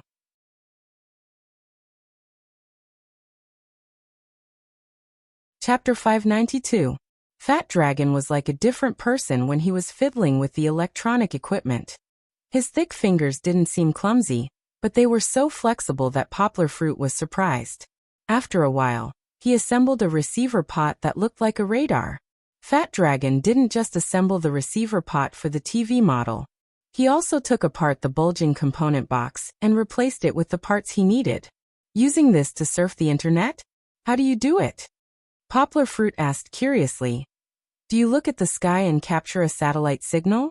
Then you forcefully decode it and change it to our dedicated network channel? Poplar Fruit's imagination was also more imaginative, but Fat Dragon shook his head and looked at Poplar Fruit like he was an idiot. He said, "How is that possible? Do you think you are writing a novel? If satellites could be so easily decrypted and controlled by us, why would the United States need to develop a long-range weapon to attack satellites?" Fat Dragon asked, "Do you know how a mobile phone can surf the internet? Through what base station?" Poplar Fruit really didn't understand this knowledge, but he did read a foreign report about the 4G network. There seemed to be such a term in it. Base station? You know? Fat Dragon was speechless. Then why did you mention satellites? Fat Dragon didn't know that Poplar Fruit was purely rote in this scientific knowledge. He didn't really understand it, but he still explained to Poplar Fruit the role of a base station in wireless network signal transmission. You can think of a base station as a radio transceiver station for information transmission. Forget it, you don't need to know how it works. Anyway, you just need to know that without a base station, your mobile phone can't surf the internet. Poplar Fruit took out his mobile phone and asked doubtfully, "Now my mobile phone can't surf the internet, but why can the wireless network card still connect?" "It seems like it can connect, but the internet speed is very slow." "Nonsense, your mobile phone is a Unicom 3G card. The base station's coverage is higher in the big cities, but it won't work in the countryside. Now that you are in the middle of nowhere in the mountains, you can barely make a phone call. It would be weird if you could still connect to the internet." Fat Dragon complained. He didn't see Xionkahu looking at him with murderous eyes. The wireless network card is a mobile or telecom card, right? Mobile has the widest coverage area. It has more signal towers. The telecom base station is more interesting. It has an advantage in the countryside, as the coverage area is larger than a Unicom. Fat Dragon laughed. Of course, deep in the mountains, no matter which one, there is no one would use it. Who would build a base station? What you received is probably the signal from the base station near the road. The base station's signal didn't disappear for no reason. After its energy is transmitted over a certain distance, it can't reach the reception range of our mobile phones because of the loss. That's why we need many base stations to cover it. There are no base stations in the mountains, so the signal is very weak here. Naturally, the internet speed is very slow. Then how do you do this? Poplar Fruit asked as he pointed at Fat Dragon's receiver pot. The principle is very simple. It's like a radar. This receiver pot will gather the weak refracted signals in the air, and then through our receiver, the signal will be strengthened. Fat Dragon explained, but because it used to receive satellite signals, I just modified the receiver so that it can handle network signals. So that's how it works. Poplar Fruit suddenly understood. He watched as Fat Dragon connected the receiver pot to a common Wi-Fi router on the market. After a while, it formed a wireless connection from wired to wireless. Poplar Fruit didn't ask any more questions. He didn't understand it anyway, so there was no need to get to the bottom of it. Fat Dragon must have his own reasons for making it so complicated. Looking at the receiver pot, Poplar Fruit frowned and asked, "Is this considered illegal?" "Satellite TV receiver pots are illegal." "How is it illegal?" Fat Dragon laughed. "At most, it's a super network card." He asked for the MacBook that Poplar Fruit brought before coming over. Fat Dragon suddenly smiled mysteriously. "Fruit, compared to the ones below, this is really not illegal." Fat Dragon copied a few software from his phone to Poplar Fruit's computer. Then somehow he connected to the wireless network. The software began to crazily refresh the green data. Rows of codes and numerical symbols that Poplar Fruit couldn't understand flowed across the screen like a waterfall. Poplar Fruit was no stranger to this scene. Wasn't it like the data flow that hackers attacked in the movies? After a while, Fat Dragon seemed to have logged into some management page. He then pressed a few buttons on the computer. Poplar Fruit remembered what Fat Dragon said just now. He asked in confusion, "What are you doing?" "This is the management backend of the Guishan Telecom database." Fat Dragon replied absent-mindedly while nervously tapping on the keyboard. "Don't be noisy, I only have 1 minute." However, Fat Dragon was very fast. He finished his actions in less than 30 seconds. He immediately exited the page and let out a sigh of relief. He turned to Poplar Fruit and said, "I didn't expect the management backend of the telecom to be upgraded after not seeing it for half a year. I just got the highest authority, but because the password is updated every minute and there is no key, I will be discovered if I stay in there for more than a minute." Fat Dragon smiled casually, as if the dangerous intrusion just now was as simple as opening a bottle cap and drinking water. "Now I've created a new virtual ChinaNet account in there. It allows me to surf the internet for free with unlimited time and unlimited data flow. There's free internet." Poplar Fruit asked in confusion. His wireless network card costs 200 yuan a month. "Of course there is," Fat Dragon said with a smile. "This account is for the whole year. I just modified the backstage data and added the payment record in the general database. No one can find any loopholes. There seem to be no package for the whole year, but let's just say that there is one." "This is the free internet you were talking about?" Poplar Fruit was speechless. "Is there a need for that? Can't we just buy an account online for a year? Doesn't that cost money?" Fat Dragon nagged. "Now it costs 300 yuan a month and 3,000 yuan a year. Spending money is a small matter. We don't lack money." Poplar Fruit grabbed the computer. "Give it to me. 3,000 yuan to set a good example for the children. It's money well spent. Xiao Han doesn't know much about technology. Don't worry about this chapter. There are some parts that don't match reality. Let's just laugh it off."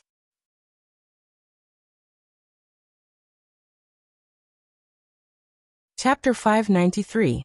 After connecting to the internet, Fat Dragon randomly found a movie to download from Poplar Fruit's computer.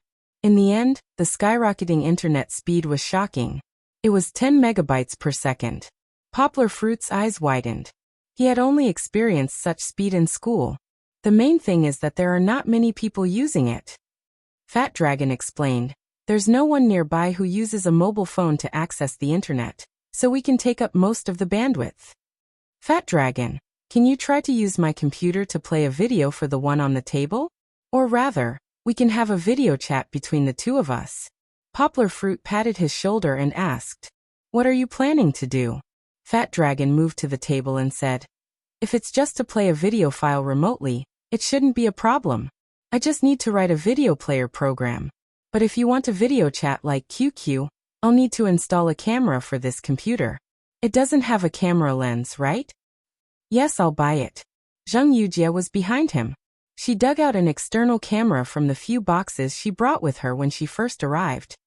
"Okay, I'll make one for you now." Fat Dragon sat in front of the computer and started coding again. "This Kaibird, the design system doesn't even provide a video player, so I have to do it." Sigh. Fat Dragon obviously didn't write a video player software on the spot. Although he was very good, he couldn't do something that a team of people couldn't do in a few months.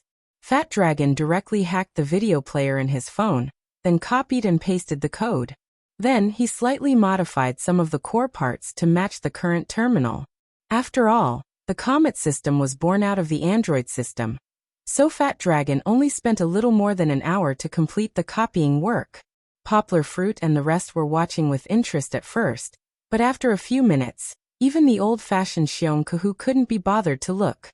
Poplar Fruit and Zheng Yujie also came to the outside of the school to chat. "Poplar Fruit, I have an idea."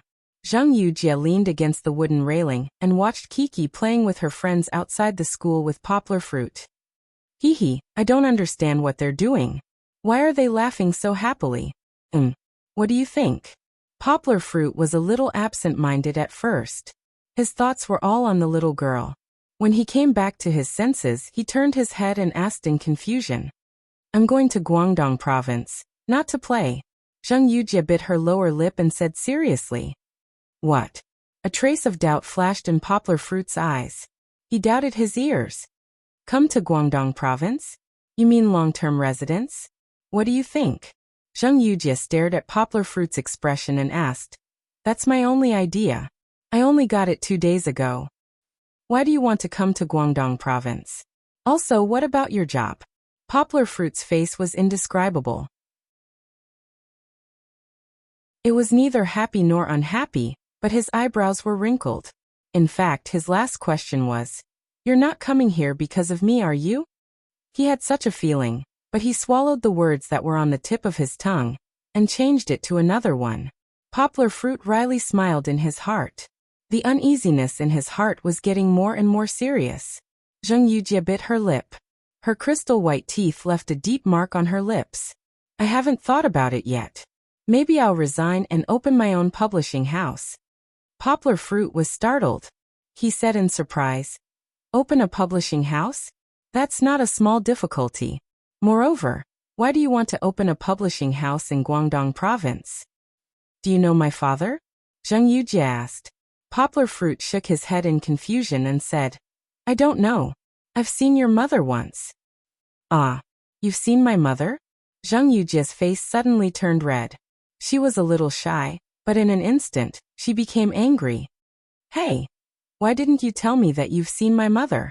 Being angry was just a pretense, but Zheng Yujie's heart was still pounding. She was worried that her mother would say something to Poplar Fruit that shouldn't be said. After such a long time, Poplar Fruit felt that there was nothing to hide. He honestly told Zheng Yujie about his meeting with Deng Baoyan at the hotel that day. Of course, Poplar Fruit still selectively ignored some extreme scenes, such as the 2 bodyguards that Deng Baoyan brought along, and the conversation between the 2 of them that made their faces red. However, no matter how he looked at it, Poplar Fruit's first meeting with Zheng Yujie's mother was not a pleasant experience. Zheng Yujie pushed Poplar Fruit with some annoyance and said, You're really too straightforward. Why are you so serious with her? She made it clear that she wanted to make you angry. Back to Zheng Yujie's father, Zheng Yujie introduced her father's resume a little, and then told Poplar Fruit, My father should take office next year, so if I start a business in Guangdong province it will be easier. There are fewer constraints in all aspects compared to Beijing. Hearing that Zheng Mingxing would become the leader of Guangdong province, Poplar Fruit was shocked. He knew that Zheng Yujie was the 2nd generation of an official, but he never thought that her family background would be so strong. However, he was only shocked for a moment, and then he calmed down. Wasn't it just the provincial party secretary of Guangdong province? He was a commoner, and an ordinary person who would take the academic route in the future. Not to mention the provincial party secretary, he probably wouldn't have any intersection with the head of the education department above him. However, as a friend, Poplar Fruit was still happy for Zheng Yujie. He also excitedly analyzed to Zheng Yujie. So it's like this. It's good that you want to come to Guangdong province to develop. Although Guangdong province's cultural heritage is not as good as Beijing, it has more vitality and opportunities. Many young people choose to start a business in Yangqing and Shenzhen. However, opening a publishing house, do you want to reconsider this? A publishing house isn't something that can be opened in a short period of time. Zheng Yujie smiled and said, Don't worry, I'm not that arrogant. I just think that I know the operation of a publishing house best. If I choose to do a business, I still want to be in the publishing house industry. Oh, I don't want to start a business alone. You have to help me. Of course, Poplar Fruit said with a smile. We have such a close relationship. If I don't help you, who will? It's just that I only know how to do translation. I'm not good at publishing books. The business of a publishing house is mainly the introduction of foreign books. Zheng Yujie said seriously. The good books in China are basically divided up by those traditional publishing houses. If it's a foreign book, we might be able to dig out good treasures if we cooperate. The good foreign books are also snatched up. Poplar Fruit said with a headache. For example, your current boss, Dongxin Publishing, and other foreign books, the commercial press, and so on. Do we have the confidence to get a piece of the cake from them? Looking for monthly votes, looking for recommendations. Greater than over equal to asterisk.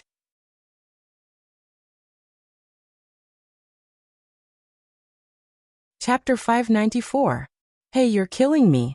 Zheng Yujie pushed Poplar Fruit's chest with her shoulder and said, I finally had the idea of being independent, and you gave me such a cruel reality. You're the one who didn't think it through, Poplar Fruit said helplessly. Aren't we talking about it? Of course, I have to give you a heads up when I think about the risks. I can't let you hit a wall like a fool, right? You're the fool. Zheng Yujie kicked him and looked up. Her beautiful phoenix eyes stared at Poplar Fruit and said, I don't care. You have to think of a new idea for me. Well, Poplar Fruit scratched his head and said, why don't you find a publishing house in Guangdong province and jump ship? With your experience, you should be able to find a good job. No, I want to do it myself. I don't want to work for others. Zheng Yujie shook her head and said, well, then you buy a publishing house. Poplar Fruit smiled and said, it doesn't have to be too good. Then you can be your own boss. There won't be much room for development. How can that be?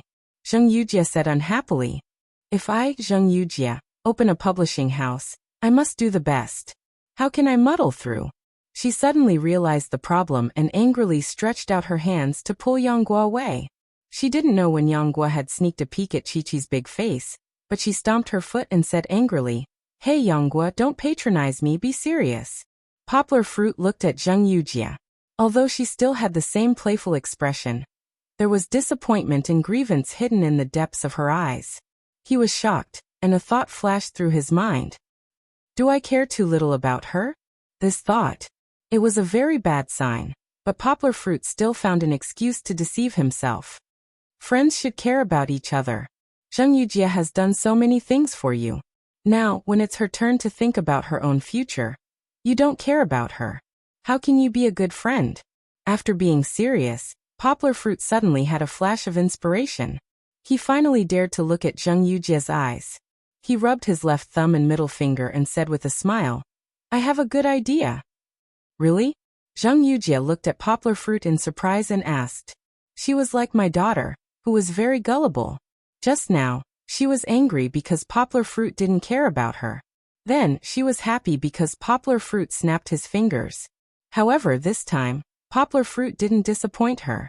He said with a smile, since we can't do well in the domestic book market, and can't compete with the big publishers for high-quality books imported from abroad, then we might as well go out and sell our domestic good books. You mean to translate our Chinese books into foreign languages?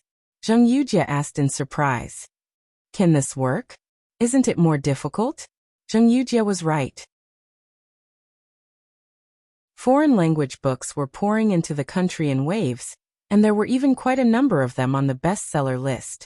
However, the sales of Chinese books overseas were like a quagmire, and it was difficult to move an inch. Asia was relatively optimistic.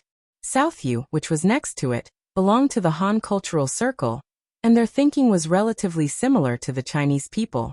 In addition, their cultural industry was relatively backward, so Chinese books even occupied half of the new book market in recent years. South Korea, Malaysia, and Singapore were also the main export countries. However, in Europe and the United States, because of the different cultural background, it was difficult for readers to feel the beauty of the Chinese narrative style. Very few Chinese books were popular in the West. For example, teacher Mo Yin, who Poplar Fruit worked with before, his works were very popular in France. That was already a rare success story. Of course, teacher Mo Yan's success was not only because his writing style was more in line with the thinking of Western readers, but also because his French translator was more reliable. Of course, the opening of the movie also made some excellent Chinese works sell well overseas. The most recent example was Ai Mi's Hawthorne Tree Love. Although it was a work that came back to China from overseas Chinese circles, it was originally published in Chinese. Because director Zhang's movie became an instant hit, this book has been introduced to 15 countries. In fact, after the translation of this book was published in Ghana, It quickly squeezed into the list of bestsellers. Other than that, there was nothing else. However, Poplar Fruit wasn't as worried as Zheng Yujie. He smiled confidently and said, "It's because this path is so difficult that very few people take it that we have a better chance of success. Did you forget? The man in front of you can't only translate foreign books into Chinese." Zheng Yujie obviously knew what Poplar Fruit meant.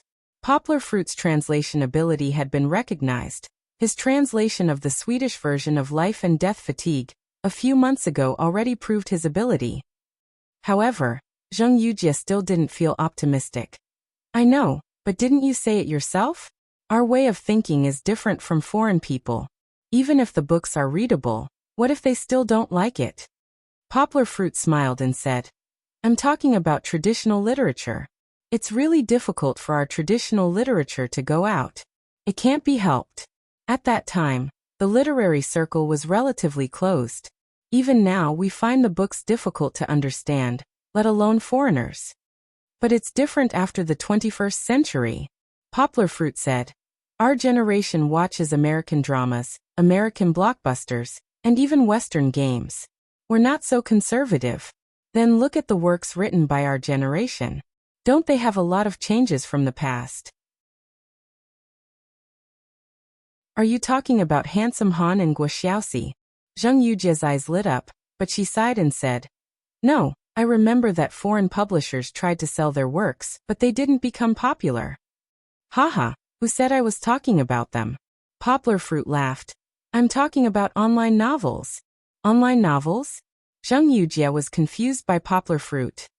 "Yes, we want to promote the best online novels in our country, especially fantasy and xianxia novels." Poplar Fruit's eyes lit up and said, "There are Harry Potter and Twilight in foreign countries, but so do we. We have God Searchers, Mercenaries of the World, Ethereal Journey, Battle Through the Heavens, and so on. These novels are not literary works in the traditional sense, but it's a big blend of Western fantasy literature and our martial arts literature since the 21st century. There's magic, ancient martial arts, xianxia, and innovative fighting spirit." Poplar Fruit became more and more excited as he spoke. He clenched his fist and said confidently, "If we can translate these excellent online novels to foreign countries, I believe there will be a very large audience. In fact, I believe that one day, Hollywood will be willing to invest a huge amount of money to make our fantasy works into a fantasy masterpiece like Lord of the Rings." Yang Guo waved his hand. His vision seemed to be flowing through the mountains and rivers of this world. Looking for monthly votes, looking for recommendations. Greater than over equal to.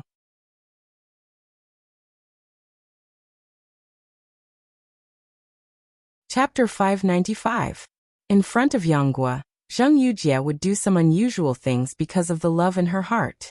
For example, she would kiss Yang Guo in front of everyone despite being quite conservative. She would use Yang Guo's support as an excuse. For example, she, who was usually strong enough to make all the men in the world kneel before her, would show a shy and girlish side. For example, just now, she was sad and angry because Yang Guo was perfunctory with her, but in the next moment, she was overjoyed because of Yang Guo's inspiration.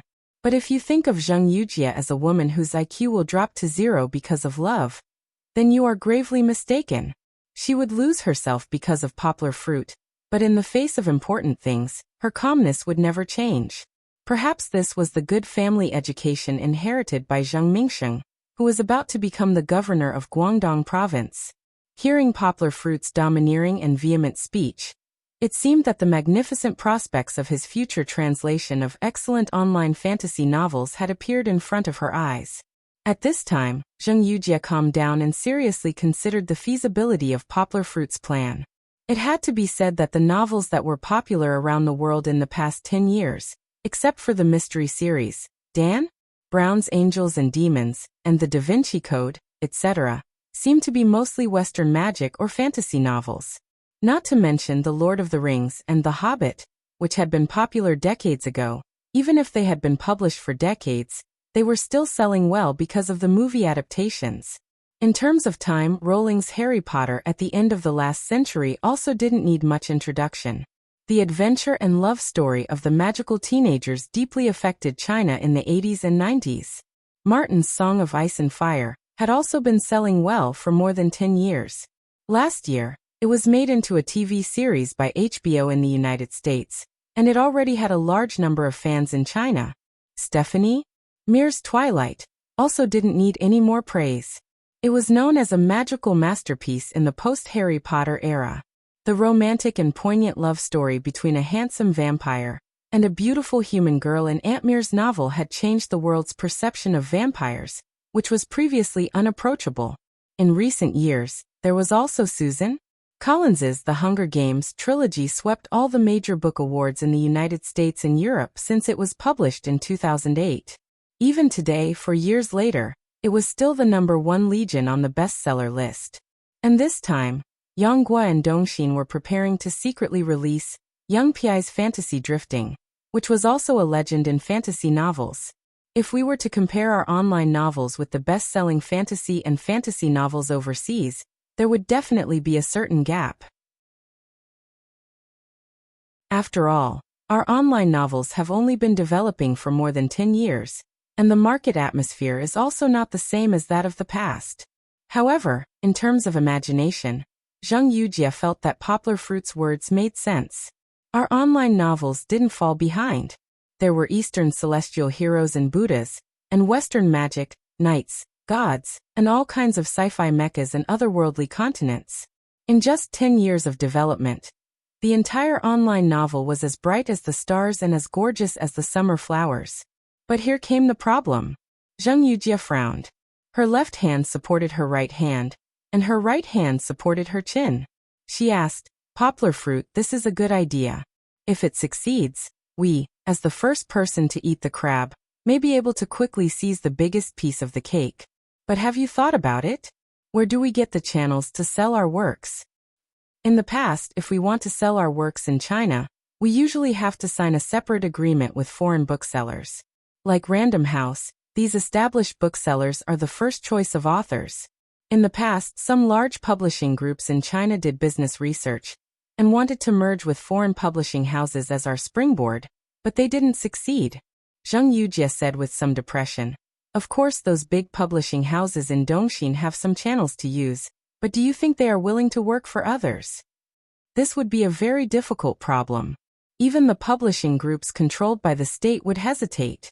Poplar Fruit was not the only one who had the idea to sell Chinese books abroad. The country had this idea a few years ago. Most of the translators they gathered might not be as good as Yang Guo, but they were all successful seniors. Even if they were not as good as her, they would not be too far behind. But after a few years, they were still stuck at the same spot. It could be seen how difficult it was to achieve this. However, at this time, Poplar Fruit was working hard. His brain was working crazily. As early as when Zheng Yujie frowned and asked this question, he found the answer in an unremarkable little article in his memory. "Yes, we have channels." Poplar Fruit punched his right fist on his left palm and said confidently, "And it is a very, very big channel." "What?" Zheng Yujie asked in confusion. Poplar Fruit smiled and said, "Create SPAC, translated as Amazon International Library. You will understand from the name that it is a publishing company under Amazon. However, unlike Amazon itself, it is engaged in the publishing of paperback books and electronic books. This was an independent publishing platform. Unlike traditional publishers, it did not do what publishers should do, but only built a sales platform for authors to sell directly to readers." To make a very vivid analogy, if publishers were to be compared to large supermarkets, they would collect the products, works, produced by many companies to sell to individual readers or bookstores. Then Amazon International Library would be the current popular Taobao in China. Whether you were a manufacturer or an individual businessman who wanted to open his own store to sell things, you could directly skip the supermarket link and sell your products directly on this platform. Therefore, no matter if you were a famous writer or a nobody, as long as you registered an account, you would be able to sell your works. Of course, whether it sold well or not, then it would really depend on the quality of the work. In reality, this library is only available to citizens of 12 countries, and among them, it does not include our country. Well, here for the sake of the plot, let's just assume that our country is included. When it was sold, it could not only sell physical books. The platform would help to print and ship them. It could also sell electronic books, which could be read on Kindle devices or mobile devices with Kindle app installed. More importantly, it was not only Amazon, but also almost all mainstream online bookstores, such as Amazon Z, Electronic Harbor, eBay JD.com, Barnes & Noble, etc., would accept the sales. In this way, as long as the book was good, there was no need to worry about its sales. How did Poplar Fruit know about this? He himself often bought books from this place. There were many foreign language books, especially small languages, that could not be bought in bookstores. Poplar Fruit searched for a long time and finally found them here. It showed that the stock was huge. Looking for monthly votes, looking for recommendations. Greater than over equal to asterisk.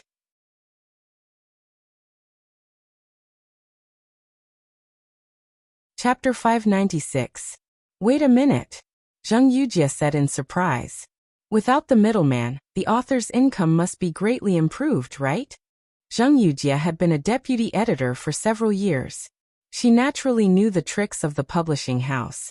After hearing Poplar Fruit's introduction, Zheng Yujie immediately grasped the key point. Poplar Fruit nodded and said, yes, the author could get 35% of the sales, but since 2 years ago, this ratio has increased to 70%. Was 70% high? There was no need to compare. As long as one had a little common sense, they would know that 70% was a terrifying attraction to the author. Zheng Yujie was even more aware that, let alone the harsher domestic publishing houses, some books were bought without royalties, and even if they were, it would only be 6% to 10%. Through large foreign publishers, the royalties an author could get were only 17%. Not everyone would be able to obtain 5% of the gold coins. It could be foreseen that such a high revenue model of 70% would be a huge blow to the traditional publishers. Zheng Yujie asked doubtfully, if there is really such a good platform, then it has broken the original market business model. There will definitely be traditional publishers who will unite to boycott it. How can they let it develop? Poplar Fruit was not very clear about this problem. After all, he only knew about the existence of this platform from the side. As for the hidden business struggle behind it, Poplar Fruit had not read about it. Of course, he was not interested in getting to the bottom of it before. Zheng Yujie could only speculate on her own. There may be two situations. First, this platform is too strong. Amazon is already an online sales channel that many publishers can't give up. They can't kill 1,000 of the enemy and lose 800 of their own to fight with Amazon. Second, this platform is not a big enough threat to the traditional publishers. Unless it is a talented author, he can directly publish a logical and smooth book without the supervision and sorting out of the publisher. There was once a foreign author who said in his book, the more frequently a writer writes, the better he can write. But if the more we write, the more we don't realize that it is bad, then how can we improve? What was the role of an editor? It was to carefully read the author's work and then give professional suggestions. This way, the final published work could not be criticized, and the author could improve from the constant revision. A book that was completely self-published was likely to have a lot of mistakes and shortcomings. As a reader, of course, they would be willing to buy a good book. A book that was reviewed by a mature publisher would naturally be their first choice. Poplar Fruit nodded and said, it could also be both.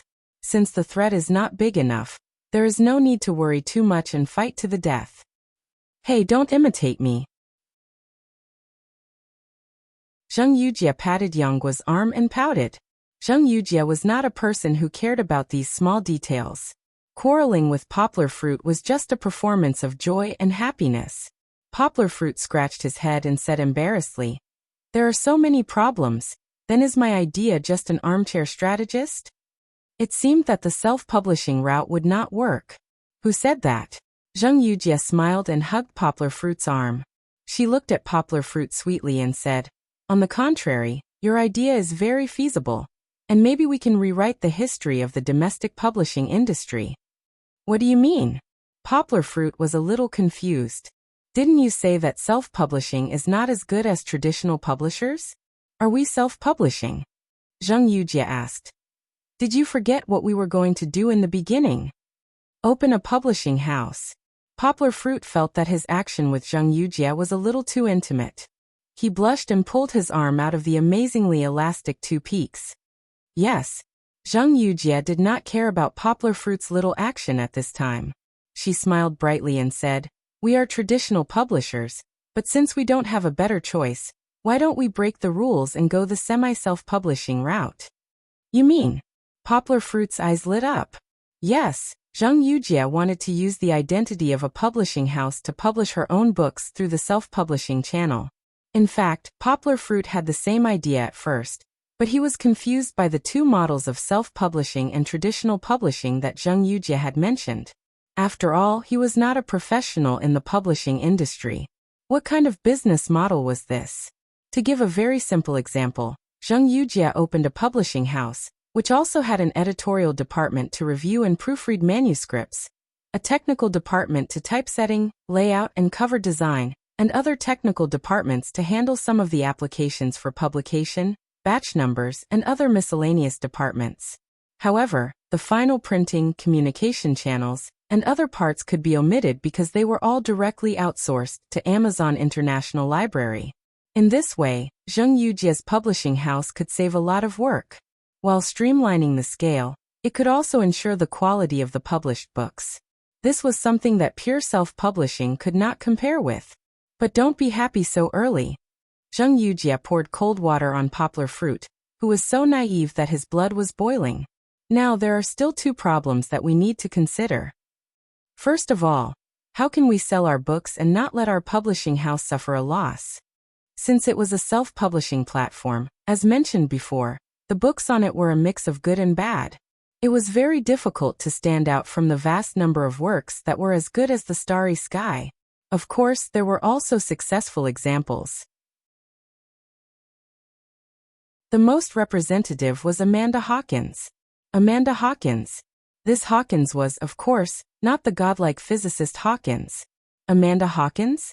Hawking, a young girl from the 80s in the United States, was like an inspirational story. In the beginning, she could only rely on ordinary service work, similar to community service, to support her dream of writing. However, she was rejected by the publishing house many times. Then, in 2010, she self-published 9 ebooks including Superpower Tribe through Amazon International Library. In just a year, millions of copies were sold. Among them, the Superpower Tribe series was the best. It was even called a shocking work that combined the strengths of Twilight and The Princess Diaries. The movie rights were also sold last year, and the script was written by the screenwriter of District 9. Speaking of which, Zheng Yujie also knew about the Superpower Tribe trilogy. Dongxin did not manage to snatch the translation work from their old enemy, Yilan Publishing House. Otherwise, Zheng Yujie could have helped Poplar Fruit get the translation work for the trilogy. Looking for monthly votes, looking for recommendations. Greater than over equal to.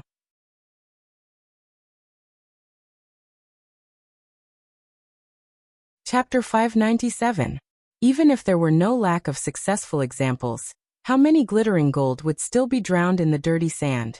Even if Poplar Fruit was confident that he could translate a superior translation that was not inferior to the original work, who could guarantee that these translations would be dug out by readers from so many self-published works? This was only one of the problems that needed to be considered. Secondly, you have to know that the profits of traditional publishers are relatively high. They give authors a low royalty rate, and the sales of a good book after their operation are also very high. Even if we make money, we will definitely not earn as much as these publishers who have their own channels. Zheng Yujie said worriedly. If we make a certain achievement through this platform, and become the first to eat crabs, those traditional publishers will definitely swarm in if they see the profit. At that time, the results that we have worked so hard to achieve will become a wedding dress for others. Zheng Yujie shook her head and said, "There is no lack of examples of this in the country and abroad." Zheng Yujie considered things more comprehensively, and these were all things that Poplar Fruit could not think of. Thinking of this, Poplar Fruit also fell silent. His brain was spinning rapidly, thinking of a solution. Zheng Yujie suddenly laughed. She changed to a relaxed tone and said, "Okay, don't think about it. Look at your sad face. Actually, it's not that we can't do it. If everything had to be planned out at every step, we would have to stay in the plan forever. Only by bravely taking the first step can we have hope of success. Actually, your idea is already very good. Let's give it a try. Whether it succeeds or not, it will be a good experience. Zheng Yujie reached out and shook hands with Poplar Fruit, as if she had met her dearest comrade in a revolutionary war. Poplar Fruit smiled and said, "You have the mentality to do big things. However, I actually thought of something just now. Although the first problem is related to operations, and I don't understand it very well, maybe I can give you a suggestion for the second problem." "Oh, what is it?"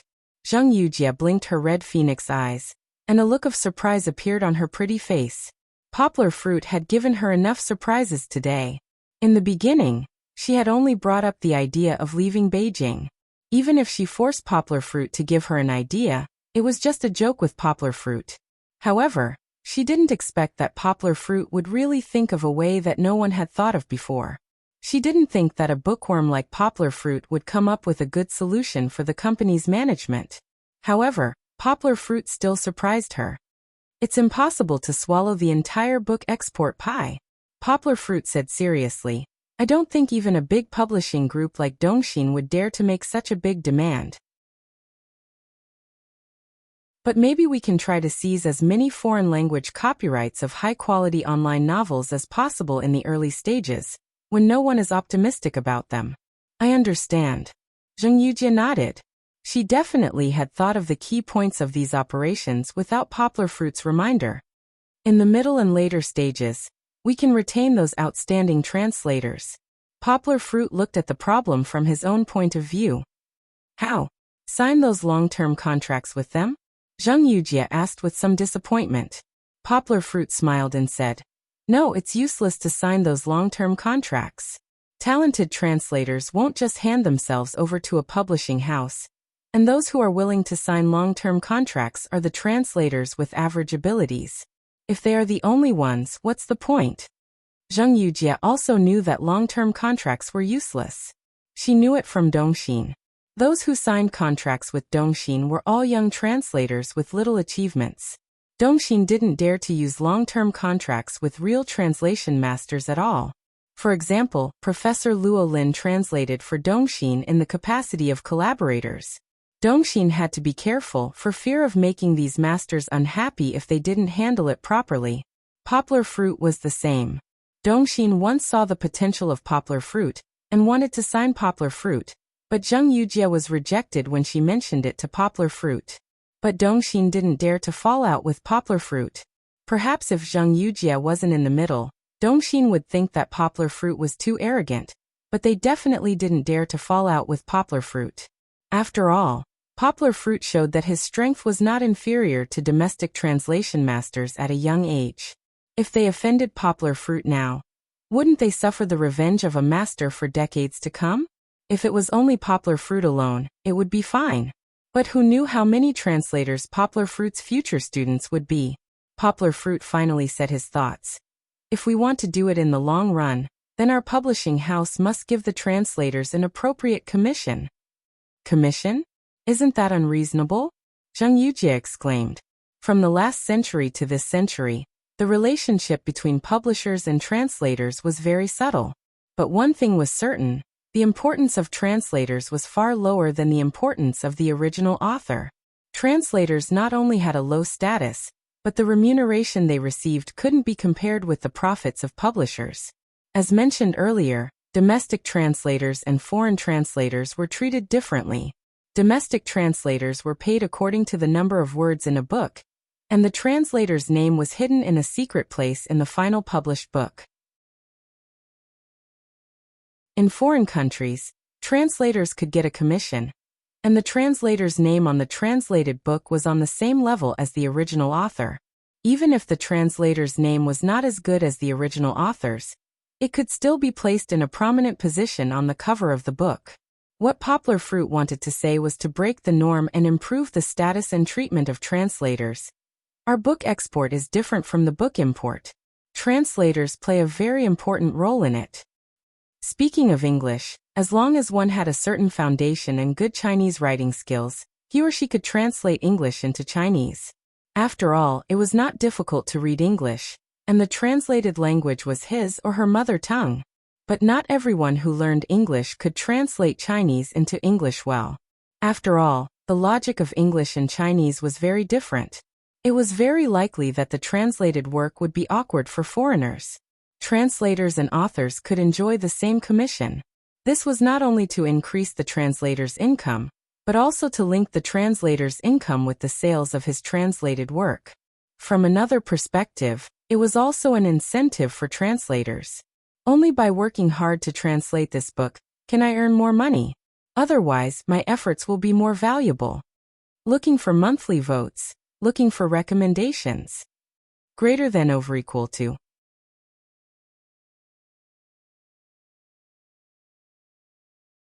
Chapter 598. What Poplar Fruit said was only a suggestion. Zheng Yujie still needed to consider whether or not to implement it, and what kind of profit-sharing system would be between the publishing house, the author, and the translator. Zheng Yujie only had a preliminary idea. There was still a long time before she decided to resign and go south. At least, she would not resign before Poplar Fruit's translation of Young Pi's fantasy Drifting was published. Unknowingly, the two of them had been chatting outside for a long time. Poplar Fruit and the others returned to the school to check on Fat Dragon's progress. Unexpectedly, as soon as they walked in, they found Fat Dragon in a video call with a man. The conversation was in full swing, but the jargon that came out of his mouth confused Poplar Fruit. Xiong Kahu, on the other hand, looked curiously behind Fat Dragon. The way he poked his head out and looked around repeatedly appeared in the camera. It was particularly funny. Isn't that Kai Simin? Zheng Yujie asked in surprise. Hearing Zheng Yujie's voice, Fat Dragon subconsciously closed the video chat interface. Poplar Fruit then saw that Fat Dragon was using Button's video chat. He didn't know if this guy had written a plugin that allowed Button, which originally had incomplete functions in the Comet system, to be able to video chat. Ha, you guys are back? Fat Dragon waved at Poplar Fruit and the others nervously. That's right. You've already finished writing a program after taking a detour. So fast. Yanghua was more straightforward. He chuckled. Copying someone else's program, of course it's fast, haha. Fat Dragon waved his hand proudly. No, Zheng Yujie wasn't fooled by Fat Dragon. She looked at Fat Dragon suspiciously and asked, Were you talking to Kai Simin just now? How do you know her? Who do you know? Fat Dragon was terrible at lying. He even pretended not to know. This made Zheng Yujie feel that something was wrong. She walked past Fat Dragon and grabbed Fat Dragon's mouse. Fat Dragon was pushed back 2 steps by her. Zheng Yujie found Fat Dragon's chat interface and found Kai Simin's name. You said you didn't know her. Isn't this the case? Let me see. I just added him. That's not right. How did you get his QQ number? The fruit is for me. Fat Dragon lied through his teeth. Poplar Fruit rolled his eyes and said, I don't even have his QQ. How can I give it to you? No, I accidentally saw his number on Guazi's phone, so I asked him. Ha. Fat Dragon said with a dry laugh. Nonsense. Zheng Yujie caught Fat Dragon's loophole. She said sternly, Don't use Poplar Fruit as an excuse. He doesn't even have Kai Simin's contact information. Back then, Zheng Yujie was a tyrant in the circle of the second generation in the capital. When she was angry, her cold aura was as terrifying as a knife. Fat Dragon was so scared that his fat face turned pale.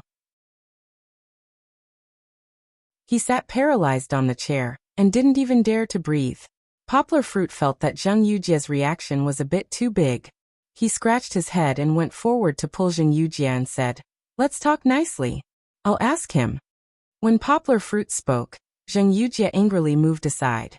Poplar Fruit looked at Fat Dragon and frowned. He thought about it. In fact, he could roughly guess what was going on. Did you secretly look at Yujie's phone? Poplar Fruit asked. Or did you hack into her phone to find Kai Simin's contact information? Fat Dragon secretly looked at Zheng Yujie. But Zheng Yujie ignored him and stood aside angrily with her arms crossed. Poplar Fruit sighed and said, Forget it. You don't have to answer me. I already know. Tell me, what's the point of you? I understand that you want to find Kai Simin. You're all technical nerds. Then tell me directly. It's not like I won't give it to you. If you do this, won't everyone hate you? Have you forgotten what happened in junior high? In junior high school, Fat Dragon liked a girl, but he was very shy and didn't dare to talk to her. So he secretly used his hacking skills to hack into the girl's QQ account and directly added himself to her friend list. Then the two of them chatted well online. But one day he let it slip. The girl angrily blocked him, and they never contacted each other again. This incident hurt Fat Dragon. Poplar Fruit, as his best buddy, persuaded him for 2 months. After that, Fat Dragon didn't do anything to the people around him. Apologize to Yujia. Hurry up.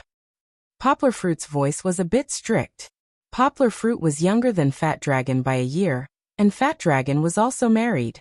However, Fat Dragon still listened to Poplar Fruit's words.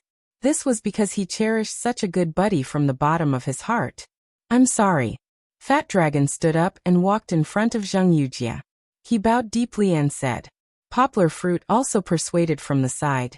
Yujia, let's just forget about this. Fat Dragon didn't mean any harm. He won't do it again. I'll forget about it this time. Zheng Yujia's face was a bit better. In fact, she was still a bit uncomfortable. If it wasn't for Poplar Fruit, who knows what kind of reaction she would have had.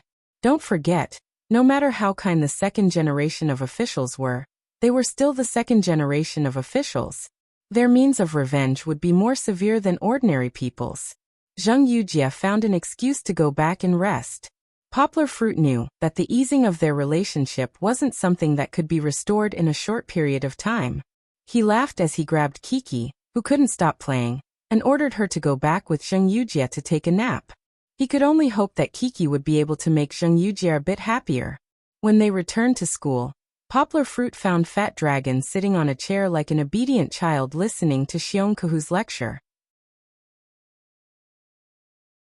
Although Xiongkahu didn't quite understand how Fat Dragon had managed to sneak a peek at Zheng Yujia's phone, he knew that it wasn't right to secretly touch a friend's things. Therefore, after Poplar Fruit left, he took over to tug on Fat Dragon's ear and lectured him. Xiongkahu didn't read many books, but he was still able to memorize the teachings of his ancestors. Furthermore, he quoted from his own past experiences in his narration.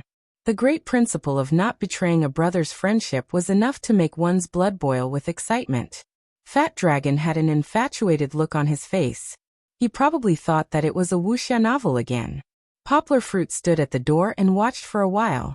He noticed a strange situation. It seemed like the relationship between Master and Fat Dragon had improved a lot. Thinking back to when the two of them first met, they were really like fire and water. Master wanted to kill him, and Fat Dragon's pants were still half drooping. Since when did Master stop looking at Fat Dragon with suspicion and disgust? One old and one young. Well, it should be said that one old and one fat. It was really a little interesting. Begging for monthly votes. Begging for recommendations. Greater than over equal to asterisk.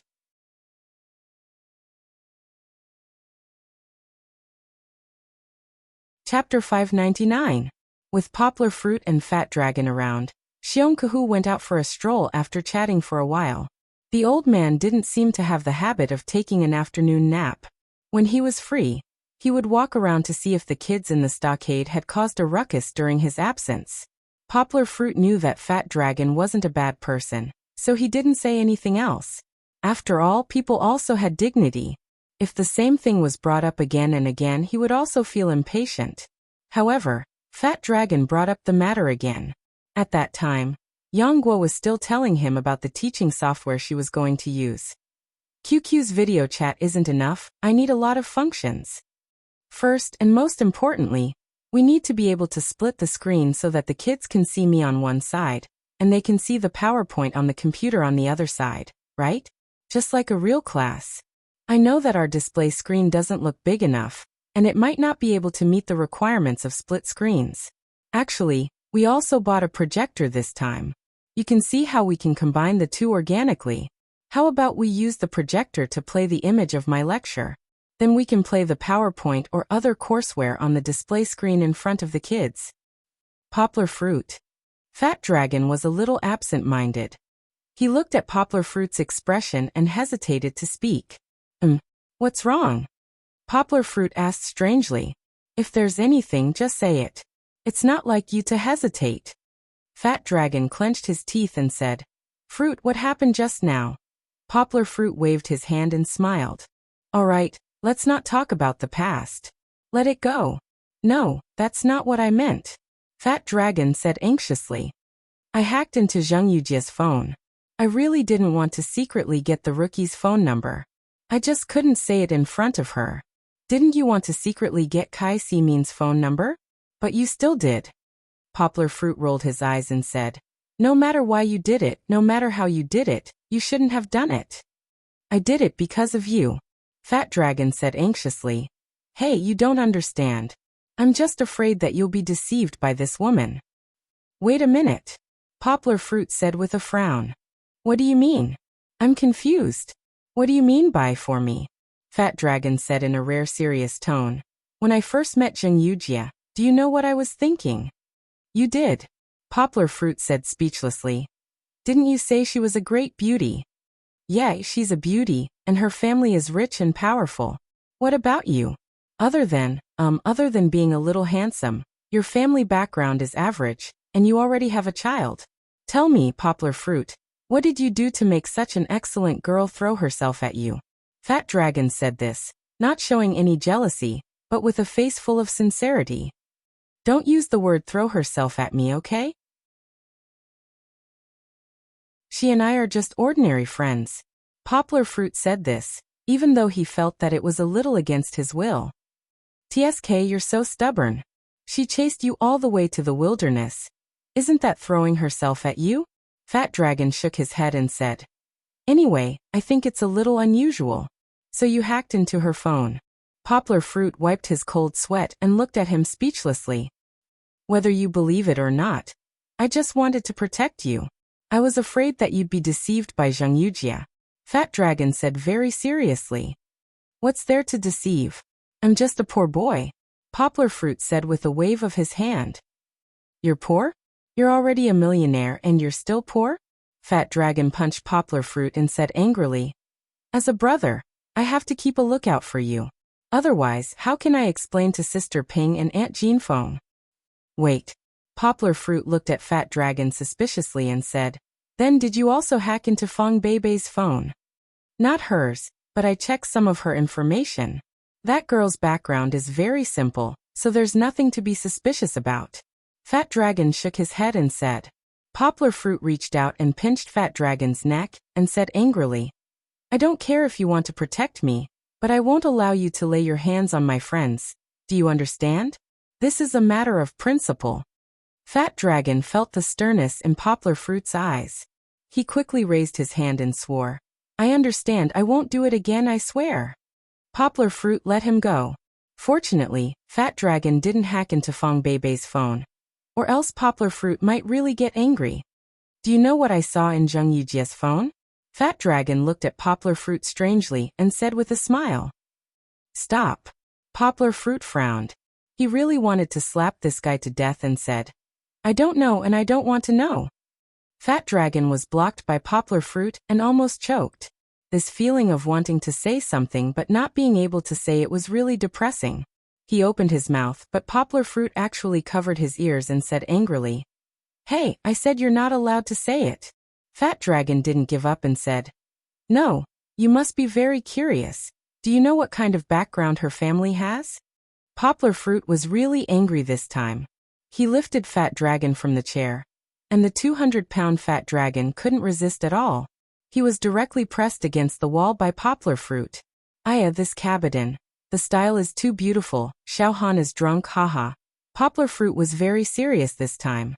He stared at Fat Dragon's eyes and said, I said I don't want to hear it. Do you know why? Because I treat her as my good friend. No matter if she's good or bad, I'll tolerate it. Even if I can't tolerate it, I don't want you to tell me behind my back. This is the trust one have for my friends. Even if it's good? Fat Dragon asked timidly. No. Poplar Fruit was a little annoyed. He said, Do you even understand human language? Okay. Fat Dragon raised his hands in surrender and said, I was wrong, I won't say it, okay? Poplar Fruit put him down. However, Fat Dragon hesitated for a moment and couldn't help but say, Poplar Fruit, don't be angry. I won't say anything else. But seeing that she forgave me, can you let me say something fair for her? Poplar Fruit clenched his fists and finally loosened them. He sighed, turned his head to the side and said, Okay, say it. It's really fair. Fat Dragon was really going all out this time. He still wanted to say something against Poplar Fruit's anger. Zheng Yujie is a good girl. She's sincere to you. Fat Dragon took a deep breath, looked at Poplar Fruit and said sincerely, I don't know what's going on between you and that little junior, but I'm sure that if you miss out on Zheng Yujie, you'll regret it. Begging for monthly votes, begging for recommendations, greater than over equal to asterisk.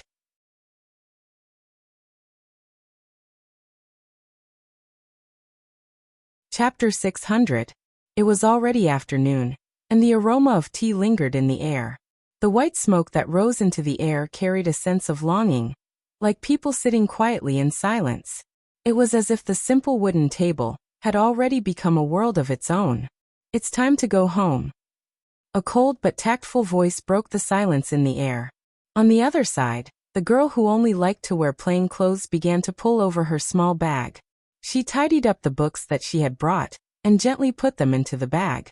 The girl's beautiful face was still as calm as before. However, compared to before, there was a trace of coldness that kept people away. This was perhaps the biggest change in Duan Xueqing over the past few days. Although her personality was still as taciturn as before, at least she would not deliberately ignore others. Duan Xueqing's progress had a lot to do with Pai Dinwan. In order to avoid her family's nagging, she sat alone in the tea house to read books. She had a man who was not annoying and did not nag her. Sometimes, when she saw his bright smile, her mood would be a little bit better. This seemed to have become a familiar scene that she experienced every day. In fact, Pai Dinwan did not come every day. Yesterday, he received an order to shoot a wedding dress outside. In his words, it was fortunate that this time, he was only shooting by the lake in the suburbs. If he went abroad to shoot, he would not know how many days and nights he would be able to come back. Duan Xueqing did not see him yesterday. Although her expression did not change, she inexplicably felt a trace of disappointment in her heart. Oh, time flies. Pai Dinwan stood up, twisted his waist, and bowed his head to Duan Xueqing with a smile. My unscrupulous boss did not come back. He gave me an empty afternoon again. Pai Dinwan's wedding dress photography company was actually opened by Pai Dinwan and his friends. Pai Dinwan had a small share, while his friends had a large share. There were only 2 people in the whole company. Pai Dinwan was the chief, and the only photographer. Even so, Pai Dinwan often did not have to go to work. Of course, the reason why it was so strange was that on one hand, Pai Dinwan's photography skills were good enough. On the other hand, it was because his friends were rich enough. Pai Dinwan's friends were all rich second generation. He was too lazy to run a company. The wedding dress photography company was set up by him on a whim, because the company was opened on his family's property, and the equipment was acquired from other bankrupt wedding dress photography companies. What he believed in was the business philosophy of don't open for half a year, but open for half a year. Usually, he would persuade Pai Dinwan to cherish his life and enjoy life in time, which meant that he should not accept small orders with small profits. Then he would invite his rich friends in his circle from time to time. Those rich young masters and young ladies were different from Duan Xueqing's family. Their families relied on real estate speculation to become rich. They did not care about small amounts of money at all. They did not care about spending millions of yuan for a romantic wedding photo shoot. By the way, do you have anything to do in the afternoon? Pai Dinwan lowered his head and asked Duan Xueqing. Looking at Duan Xueqing from top to bottom, the slightly raised bridge of her nose sat between the 2 curved long eyelashes. Her thin almond-shaped face was always charming, and her cold and icy skin was as delicate as jade. It seemed that no matter how one looked at it, this was a girl who made one's heart pound. Duan Xueqing raised her head and looked at Pai Dinwan in surprise. Her beautiful face, which had never revealed her inner fluctuations, was shocked by Pai Dinwan's sudden question. This silence lasted for a long time. Until Pai Dinwan was a little discouraged, Duan Xueqing suddenly lowered her head and continued to pack her small bag. A pleasant voice, which was as light as a breeze, brought her answer. Nothing. If one did not pay attention, perhaps the words of Duan Xueqing would really disappear after being blown by the wind. However, Pai Dinwan was paying close attention to Duan Xueqing at this moment. Hearing her words, Pai Dinwan's thick eyebrows trembled slightly. He seemed to be bursting with joy, but he suppressed it. Do you like to look at photos? Pai Dinwan struck while the iron was hot and said, How about I take you to look at the wedding photos I took? Going out for a walk once in a while can also change your mood. To be honest, although Pai Dinwan and Duan Xueqing had been sitting face to face in this tea house for a long time, the two of them had very little conversation. At most, they would say goodbye to each other before leaving. Pai Dinwan would sometimes mention his schedule. That was all. Today, the two of them seemed to talk more than usual. After hearing Pai Dinwan's invitation, Duan Xueqing hesitated for a while before nodding and agreeing. Not daring to push his luck, Pai Dinwan finally gave Duan Xueqing his address. At noon, Duan Xueqing went home for lunch as usual.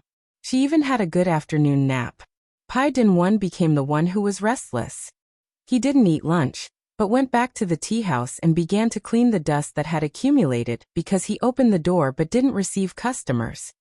These pieces of glass are dirty. There's so much dust. Pai Dinwan wiped the wedding photos that were hung on the wall for publicity. A few finger marks immediately appeared on the glass cover. He shook his head and quickly found a wet rag to wipe them.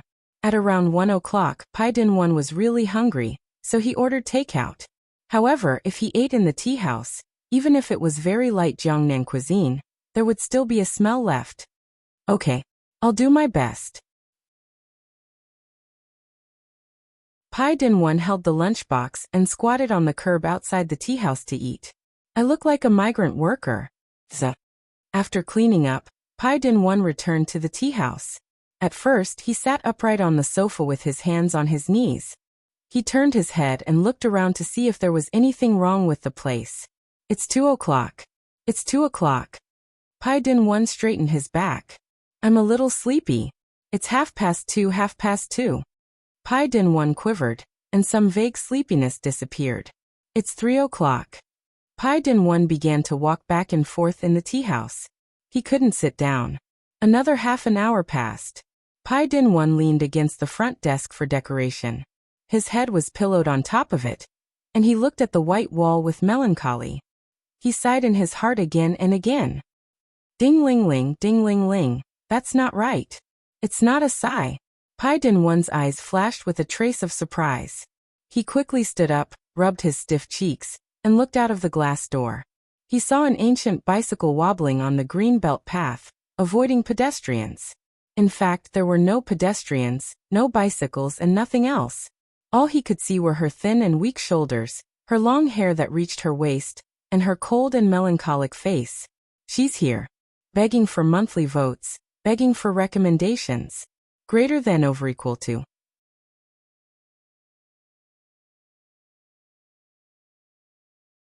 Chapter 601. Here, Pai Dinwan's face was filled with a happy smile. He walked out of the door and waved at Duan Xueqing. Under the scorching sun, Duan Xueqing only wore a small sun hat. When she got out of the car, above her slightly panting cherry lips, her small nose and forehead covered by her bangs were fine beads of sweat. Her delicate appearance made people want to hold her in their arms and wipe her tired sweat with a clean towel. This fool, why didn't Lu Yuan call me? He even rode here. Sigh, how stupid. This was Pai Dinwan's monologue in his heart. He naturally didn't dare to be rude to a beautiful woman, especially Duan Xueqing, a girl who used coldness to cover up her thick defenses. Duan Xueqing nodded gently at him as a greeting. Then she parked the car under the shade of a tree and locked it. Then, she carried her small bag and walked towards Pai Dinwan. It was a hot summer day, and the inside of the wedding photography shop was another world. The turned-on air conditioner made the heat wave outside a thing of the past. However, Duan Xueqing wasn't used to the sudden change in temperature. As soon as she came in, She couldn't help but shiver. Is the temperature too low? Pai Din-won resisted the urge to take off his coat and put it on Duan Xueqing. On the one hand, it seemed a little too rash to do so. On the other hand, Pai Din-won wasn't wearing a coat either. Pai Din-won found the remote control and increased the temperature of the air conditioner a little. With Duan Xueqing's personality, there was no need to be polite between the two of them. Before Pai Din-won could even introduce her, Duan Xueqing walked to the small corridor where the wedding photos were displayed and looked at them. This was taken a while ago. Bai Tingyuan followed behind Duan Xueqing and said with a smile, some of them were taken in 2010, and these few were taken at the beginning of 2011. The ones that came after that weren't hung up. My boss was too lazy. Pai Din-won, you're not any better, are you? Pai Din-won's photography skills were really good.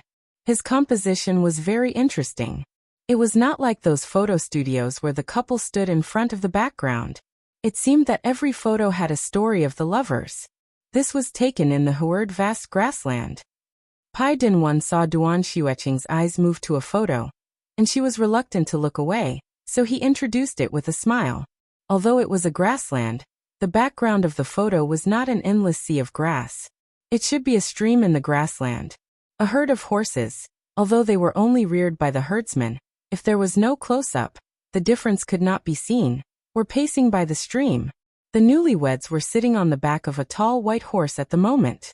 The bride, who was also wearing a white wedding dress, opened her veiled arms and leaned into her husband's arms with a sweet and intoxicated expression. This set of classic Titanic poses was sublimated in another scene.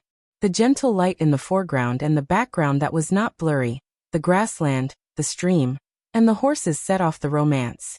Bai Tingyuan's clever choice of angle highlighted the beauty of the bride, and also concealed the groom's appearance that was not very eye-catching even if he had put on makeup. Pai Din-won pointed at the photo and smiled slightly proudly. This photo is also a milestone. Originally, many customers did not believe in my skills. Since the 5th month of the opening, when I went to the grassland to take this photo, no one has questioned me anymore.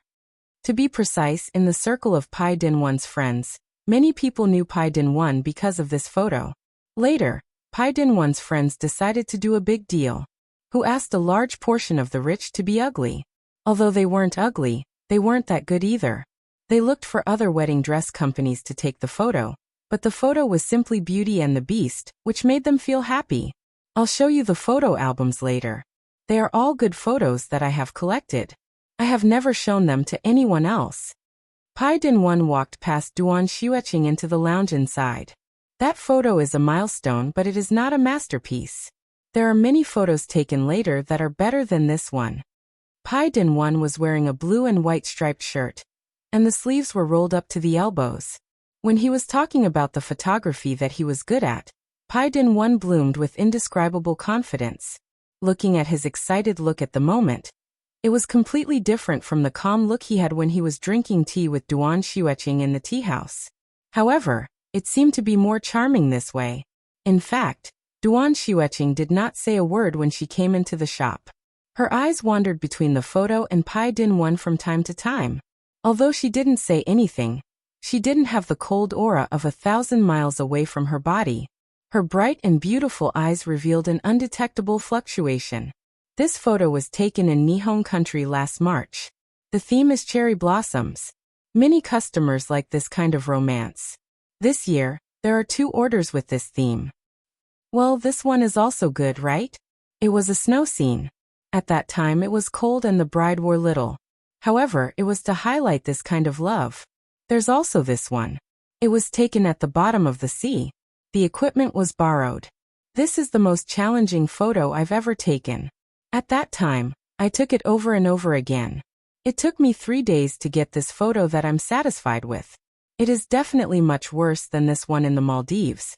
However, this difficult process is still memorable. Haha. Duan Xueqing sat quietly next to Pai Din-won. While looking through Pai Din-won's collection of works, she listened to the story behind each romantic or warm wedding photo. She said very little. At most, she took the initiative to ask, What about this one? Or agreed with a The two were quite close. Pai Din 1 could smell the delicate fragrance of her hair. He could not help but feel a little nostalgic and intoxicated. For people who were getting married, wedding photos symbolized the purity and romance of love. It also symbolized the beginning and expectation of marriage. However, for Duan Xueqing, she would not think so much about the profound meaning. However, it was really beautiful, so she could not help but look at it again and again. Perhaps it was also a dream. Time passed too quickly. Duan Xueqing only did it for 2 hours before she self-disciplined cycled home. She did not miss it too much, nor did she promise to go on another date. She left Pai Din 1 alone in the shop to reminisce. Buzz buzz. His phone rang. Pai Din 1 sat on the sofa. He took a look at it and frowned slightly. Hello. I made some progress. Why are you rushing me? Let me tell you, you can't rush this. This girl is not ordinary. Although she doesn't talk, she has a high IQ. It took me half a month to get close to her. You can't treat her like those idiots in the past, right? Okay, I got it. I will be faster. Give me 3 months. 2 months should be enough, right? Ciao. Let me tell you, it really can't be faster. Either you believe me, or you get someone else. That's it, bye. With a parabola in the air, the phone flew to another sofa with a sigh of annoyance. It bounced up and fell. Looking for monthly votes, looking for recommendations. Greater than over equal to asterisk. That you're tuning in to the Earbook Haven YouTube channel. Don't forget to subscribe and join us on this journey to catch the most captivating stories.